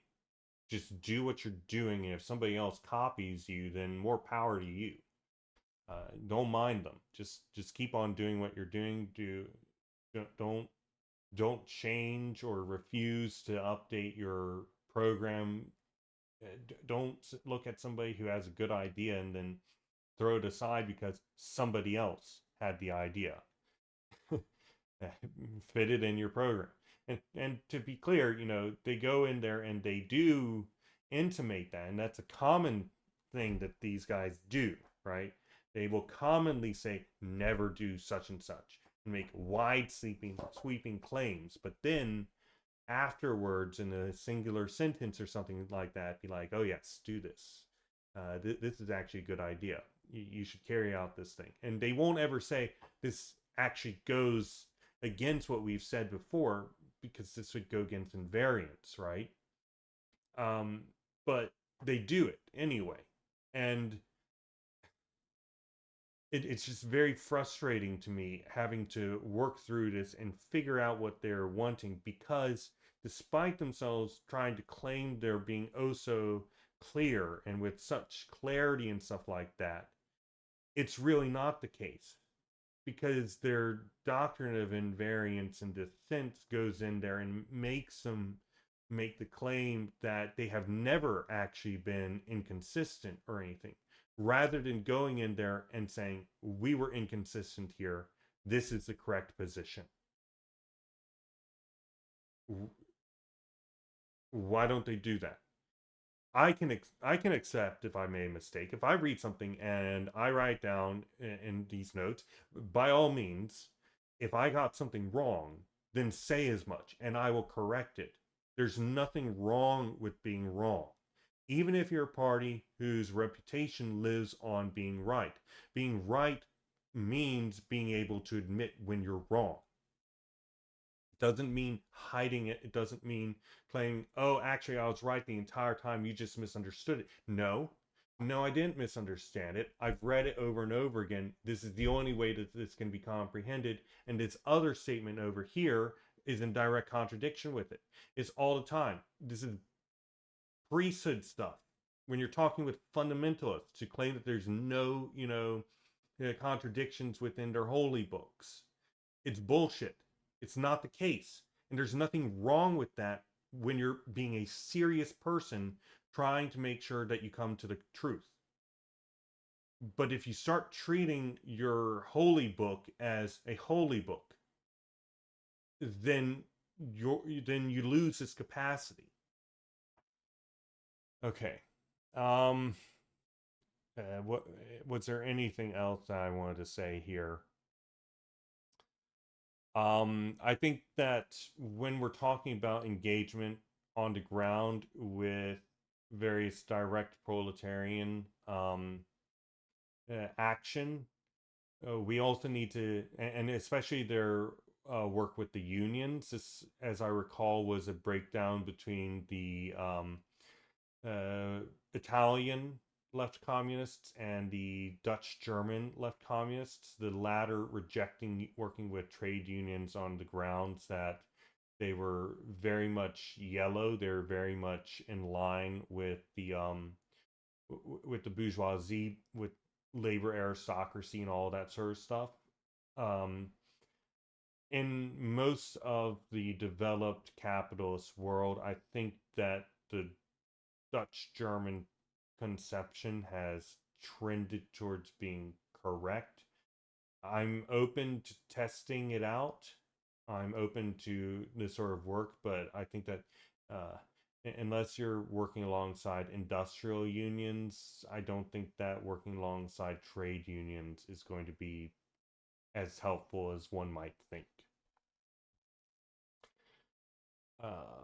We also already talked about how this whole thing of, oh, there's no new ideas. Instead, not new ideas are not intuited or inspired. Rather, it's just clarification. It's like, okay, well, then that means that there's never been any new ideas in the history of mankind because you're just clarifying uh, things in reality. Right? You're doing mathematics. Oh, I didn't invent any new mathematical principles. I just clarified. No, bro. Just because you're using the same structure, just because you've learned from previous things and so on and so forth, does not mean that there's not been any innovation. And there's nothing wrong with that. I understand that they're trying to avoid people coming in and going in and saying, "Oh, I've come up with this idea," and you say, "Where's it from?" You say, "It came out of my head through my personal experiences." Like, no, you need to ground it. But this kind of is emergent from this kind of remember how we talked about these people being effectively a study group because they're doing 1% activity and stuff. Um, you know, not everything needs to have a citation. Just just put that out there. Not everything needs to have a citation. um this whole natural selection stuff, that's not how a properly functioning organization works. Just it's not. Again, I think that this would very much benefit from engagement with various management theory, cybernetics, Stafford Beer, all that good stuff. The party organization is not special. It's not some mystical thing that is outside of the boundaries of all other organizations. That's magically outside of the way other organizations function. All organizations need an ethos. They all need an auditing system. They all need a harmonization. They all need blah, blah, blah, blah, blah. These are universals to all organizations for them to function. Um, and if you're missing some of it, unless you're very small, but even then, even if you have it, like uh, the thermostat is used as an example of this. Um, there's also stuff that we don't know because they don't actually elaborate on it, like, for example, how it is that they plan on having recursions be retired. They don't really explain the processes of um, how it is that the organic formulation actually goes in and deals with its stuff, gets rid of or updates stuff, how it engages in dynamism.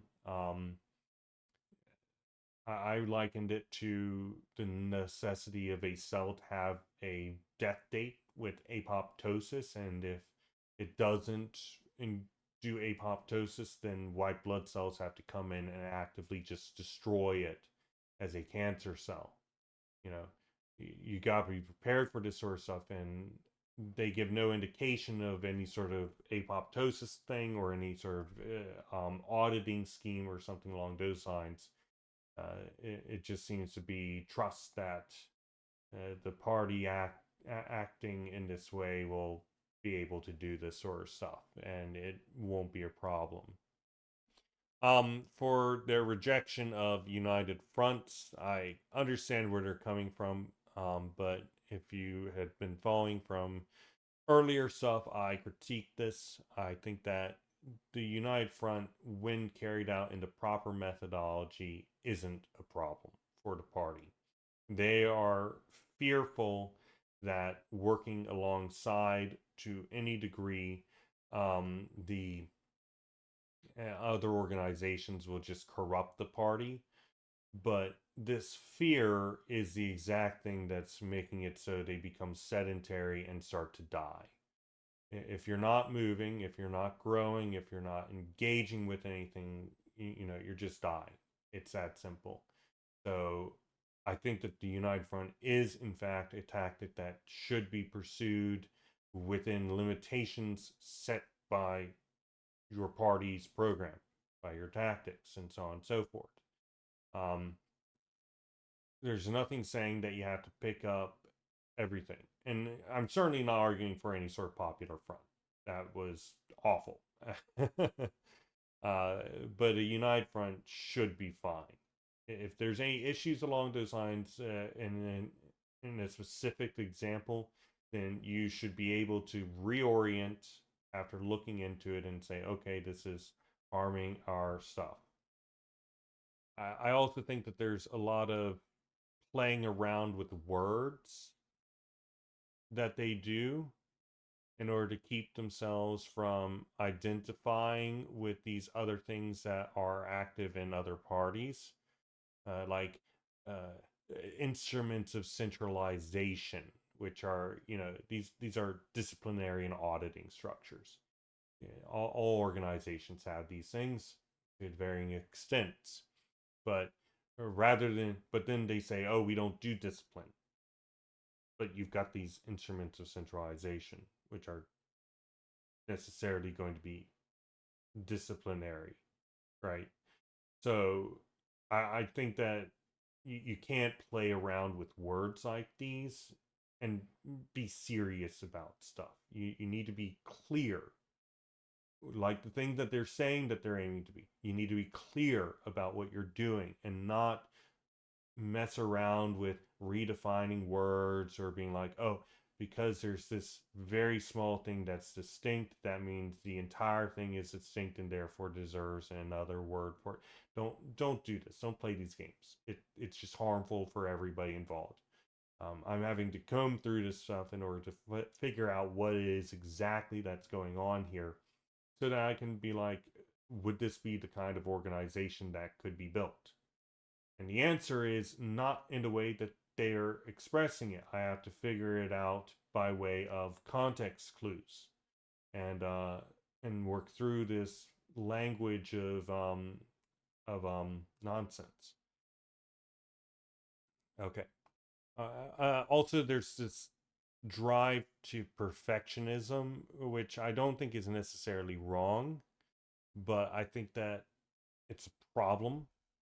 Um, Not every tactic needs to be perfect. Perfection can be the enemy of progress in the sense that, if an action is needed immediately, if you're just trying to figure out the perfect action to take, um, and you're sitting there trying to figure it out all that time, then the moment is slipping away from you. Sometimes you just gotta take action, and hope that what you're doing is good enough. Uh, and then figure out from there. And ideally, the party supports anybody that does that. Right? They support them and then say, okay, you did this, therefore you need to do this next. And we've crunched numbers, we've looked through things very closely, etc., etc. Management science, going in there and understanding how it is to make determinations, and carry them out and direct people to carry them out. Um, Again, with the recognition that most management science currently is bourgeois in form and must be updated. That would be an interesting topic, I think. Uh, Management science applied to the party. How can we convert this from this crap that's in service of just increasing the repression of the rank and file into something that liberates them to take the action that they need to take of their own will. There's also this whole, after the core centers are solidified, the organizational construction becomes a purely technical matter. This kind of threw out, as I was reading it, a large part of my fight with the text. because a lot of it was like, oh no, you can't talk about organizational structure ever. You can't ever talk about it. But then they're like, okay, once you prefigure your tactics based on prior experience, then you can just build the organization as a model organization, uh, using because the organizational construction becomes a purely technical manner. So this is after the cornerstones are solidified. So essentially, they want, you know, the organization to be built organically, in such a way that the theory, program, and tactics are, you know, solidified in the organization in its daily life. And then from there, after it's solidified in its daily life, you go in and you start being like, okay, let's replicate our organizational form here, here, here, here, right? Let's just utilize scientific management principles in order to uh, properly keep this going and expand at a more rapid rate. Um, I don't think that there's anything wrong with this. In fact, I think that this is a good way of thinking about it in general. Um, and that cleaned up a lot of my distaste for it. But I do want to say again, you know, if you're able to make prefigurations about tactics, theory, and program, and doctrine, and aim, and all sorts of stuff, then you can, in fact, make solid, concrete determinations about the organizational structure as well, without needing to do this sort of organic cornerstone solidification beforehand. I don't think that's necessary. We already know that the party is necessary. Um, so if the party is necessary, then it needs to have the party form. If it has a party form, then it needs to be in these particular ways, and so on and so forth.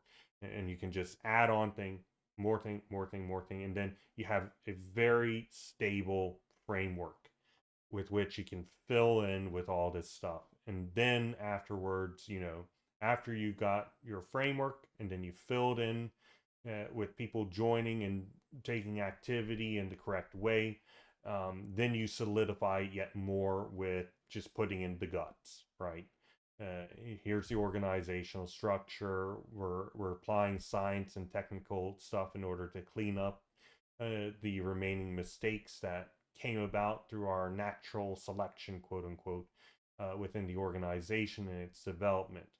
And then once you've done that, then you've got a full fledged, solid, concrete, active organization that functions in particular ways. You know, this is usually how organizations are made currently, for that matter. Aided by bourgeois legalisms, which mandate that organizations be formulated in particular ways based on the activities that they're doing. We don't have that so much. We just have our historical traditions where we're looking at the actions that historical parties did.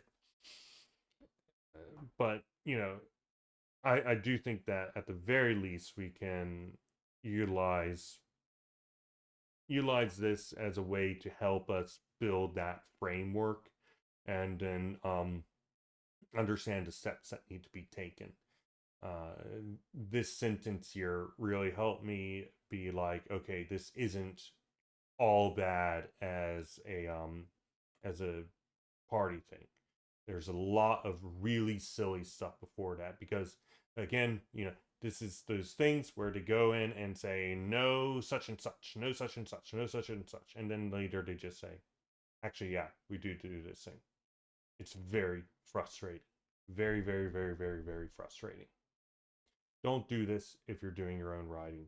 Be clear, be consistent. I mostly agree with what they have to say about factions. I do want to say that their talk about doing scientific analysis of stuff, um, they also need to be clear that the scientific analysis is inherently a political process itself, and not leave room for misinterpretation there. That there's some sort of neutrality here. Um, I don't think that there's any confusion there, but if there is, it needs to be made explicit. I also think that, you know, it says that the party shouldn't focus on failures of individuals, but Even if you're not focusing, you also need to recognize it. Um, you do actually need to have a way of disciplining. You need to have a way of auditing and making note of failures and dereliction of duties and so on and so forth. You need to have processes that actually are able to detect those things, um, and make determinations, make comparisons between labor, right? Uh, for all you're trying to prefigure communist society, you can't do that quite yet. So, yeah. I think that their addition of Kamat was a dire mistake. Uh, Kamat, in particular, really went off the fucking rails later on. And gosh, I still remember reading the second part where he goes in and does fixes and self critique of his writing there that the ICP cited, and it's like, whoa. And the stuff in that previous section was not great either. It was like 1965. Um, I think that they need to figure out what it is that they're wanting here. I already talked about the whole democratic mechanisms, the electoralism or consultation of the rank and file. You know, if you're receiving feed, there's a distinction between electoralism and just going and talking to people. You shouldn't be doing that thing that bad managers do, wherein they just try and guess what it is that they're that the workers need. Instead, what a proper manager does is they go and they talk to them and they ask them what they need. This is just a fundamentally terrible process, which is, as I believe I said, is indicative of Bordiga's history as an engineer, right? But, even a proper engineer should know, you should just go and talk to people. And yeah, sometimes their ideas will be hot shit. They will be garbage on every single level. And that's okay. You then know where it is people are coming from and what it is that they're wanting, and you're able to engage them on it. This is the mass line of the party, right? Um, and they call this democracy, any sort of consultation, talking to them and asking them what they think and whether or not they would be okay with a particular tactical action going through or something along those lines. This is to them democracy. And I would actually tend to agree uh, in the most part, but I think that at least with Marx, for instance, the conception of democracy is a lot more strict in that it's like the actual rule of the demos, um, the absolute power of the demos, rather than the center coming in and talking to people, getting their thoughts, and then making a decision while keeping those in mind. So this is automatically in contradiction with what Marx is going for. But I don't necessarily disagree with that function. Uh, Dialectical centralism, as Dahmen puts it, it's like it's the mass line within the organic centralist party, that with the intent to maintain connection between the center and periphery without any of those issues. Um, I think that their expulsions and stuff, and they essentially want to make it so everybody is homogenous, and so I don't think that's gonna work out properly. Or rather, more specifically, I think that this again Lockean conception is problematic on the face of it. And I think that their engagement with the class party is, as a whole, is a problem in of itself. Their claims that, oh, we can be doing 1% of a particular activity and that makes it so we still constitute as a party. No. Um, quantity, quantity unto quality, right? Quantitative changes lead to qualitative changes. If you're only doing 1% actual physical activity, then you have transformed into something else qualitatively. There's no shame in this. If you can't do it, then you can't do it. But you gotta be serious and ask yourself what's going on and how can I fix it? And that means not going in there and pretending everything is okay. It means doing an actual audit of your organizational structure and your activities and everything. It means not black boxing everything and only looking at the inputs and outputs. It means going in there and actually directly looking at what's going on and trying to figure out how to fix it. And if it means you gotta pick up new tactics because your current ones are failing, then that's what needs to happen, whether you like it or not. If you're not growing, you're not moving, and you are dying. That is your organic lesson for today. Okay. And then, of course, that whole discussion that we've had multiple times about the whole vestigial organs, right? The example of the fireman, wherein, uh, you know, from the perspective of people, it might be that a particular organ is past state and is no longer needed or isn't doing anything.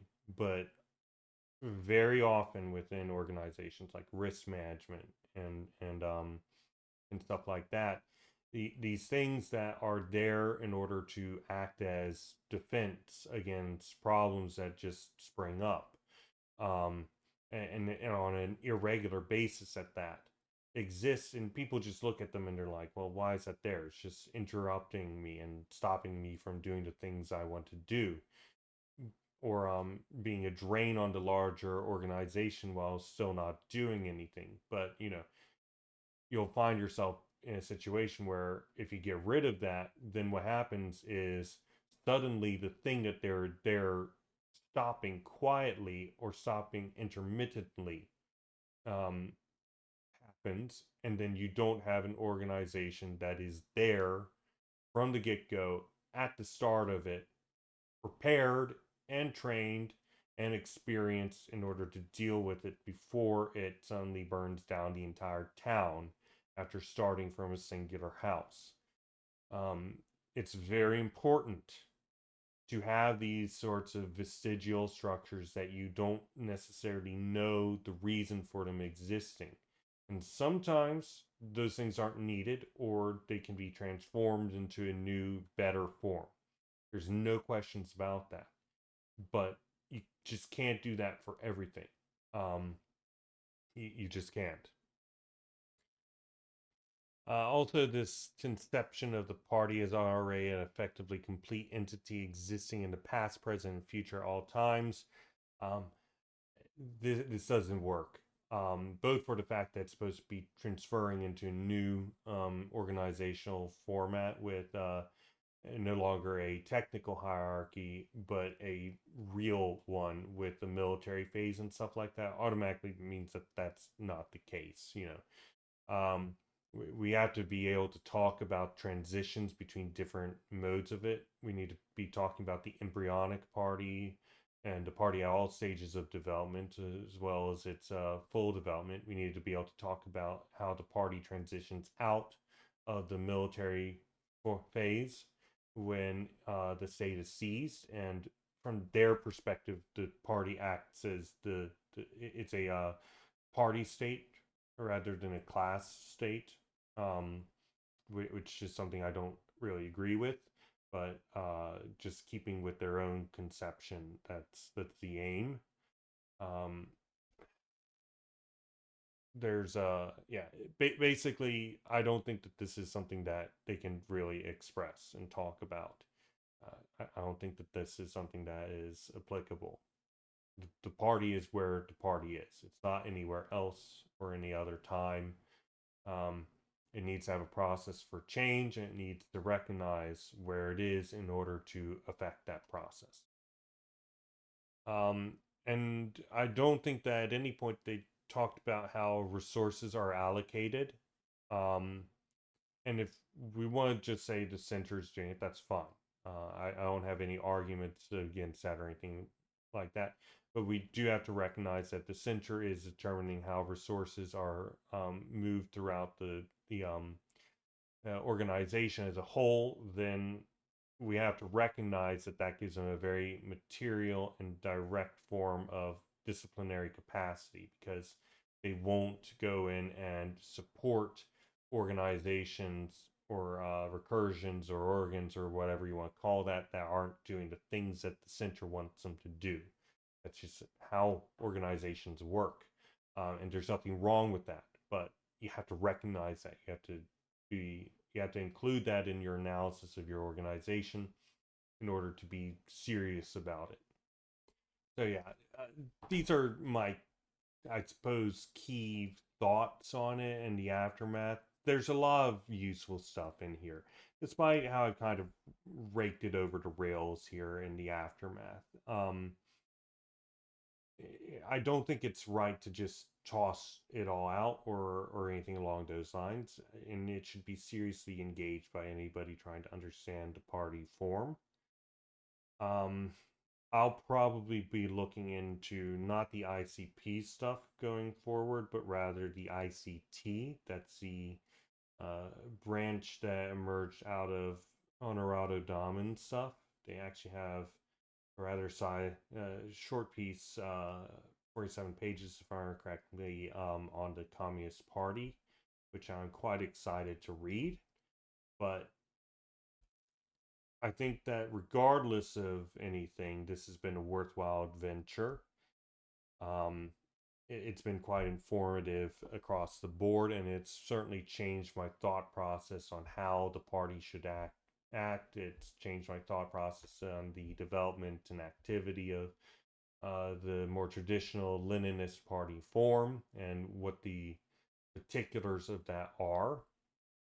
Um, I think that regardless of one's viewpoints on left communism, on Bordika, um, you kind of understand where he's coming from and what he's aiming for. And as a result, a lot of this stuff isn't something that can really be argued against, but various other stuff has historically. Um, Most of my critiques of this, in fact, rest mainly in quibbling over word usage, complaints over writing processes and styles, wherein doing things like sticking your head in the sand and just using different terminology. Yeah, that's a problem, but it's not so much a problem in the sense of, you know, the actual organization they've created. It's that they're pretending that they've created a different organization than they have. And it just confuses people.